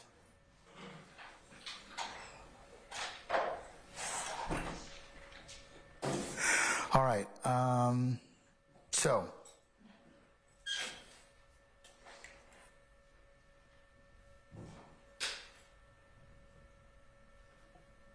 tomorrow morning, it is the court's intention to take up Williams 38, 39, 41, talk about Mr. Winfrey, Mr.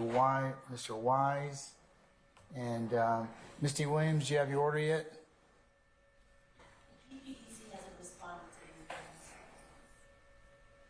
Okay, can you have Ms. Abisi check on that, or Ms. Abasi check on that?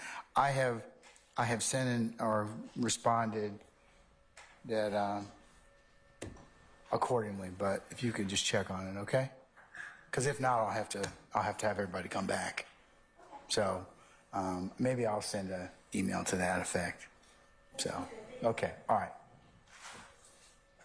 Okay. Judge, we also have the matter of the 911 call that we would like to address, or if the court sees fit to address tomorrow.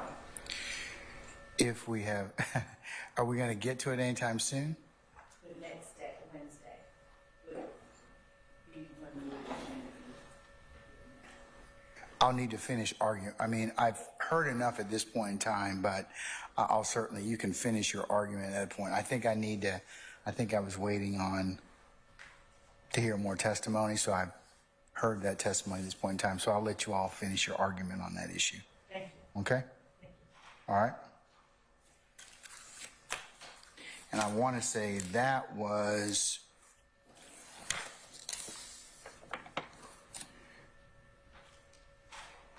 Williams, Defendant Williams' motion in limine number 40, so which we've heard some testimony on already. So I will hopefully rule upon that tomorrow as well.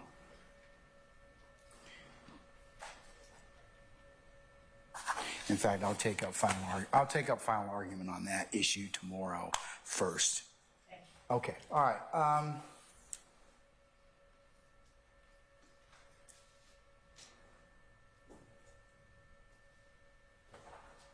So if you all could be here for as close to 9 o'clock as possible, we can get started since we don't have our jurors here.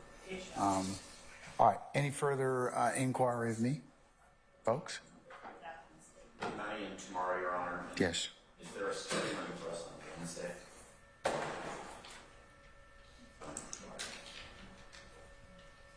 10 o'clock, sir. Thank you. All right, anybody else? Okay, folks, then I'll see you tomorrow morning for 9 o'clock start time. We'll take up those motions, and we'll see how much the morning will lead us at that point. Okay. All right, we're in recess. Bring your device.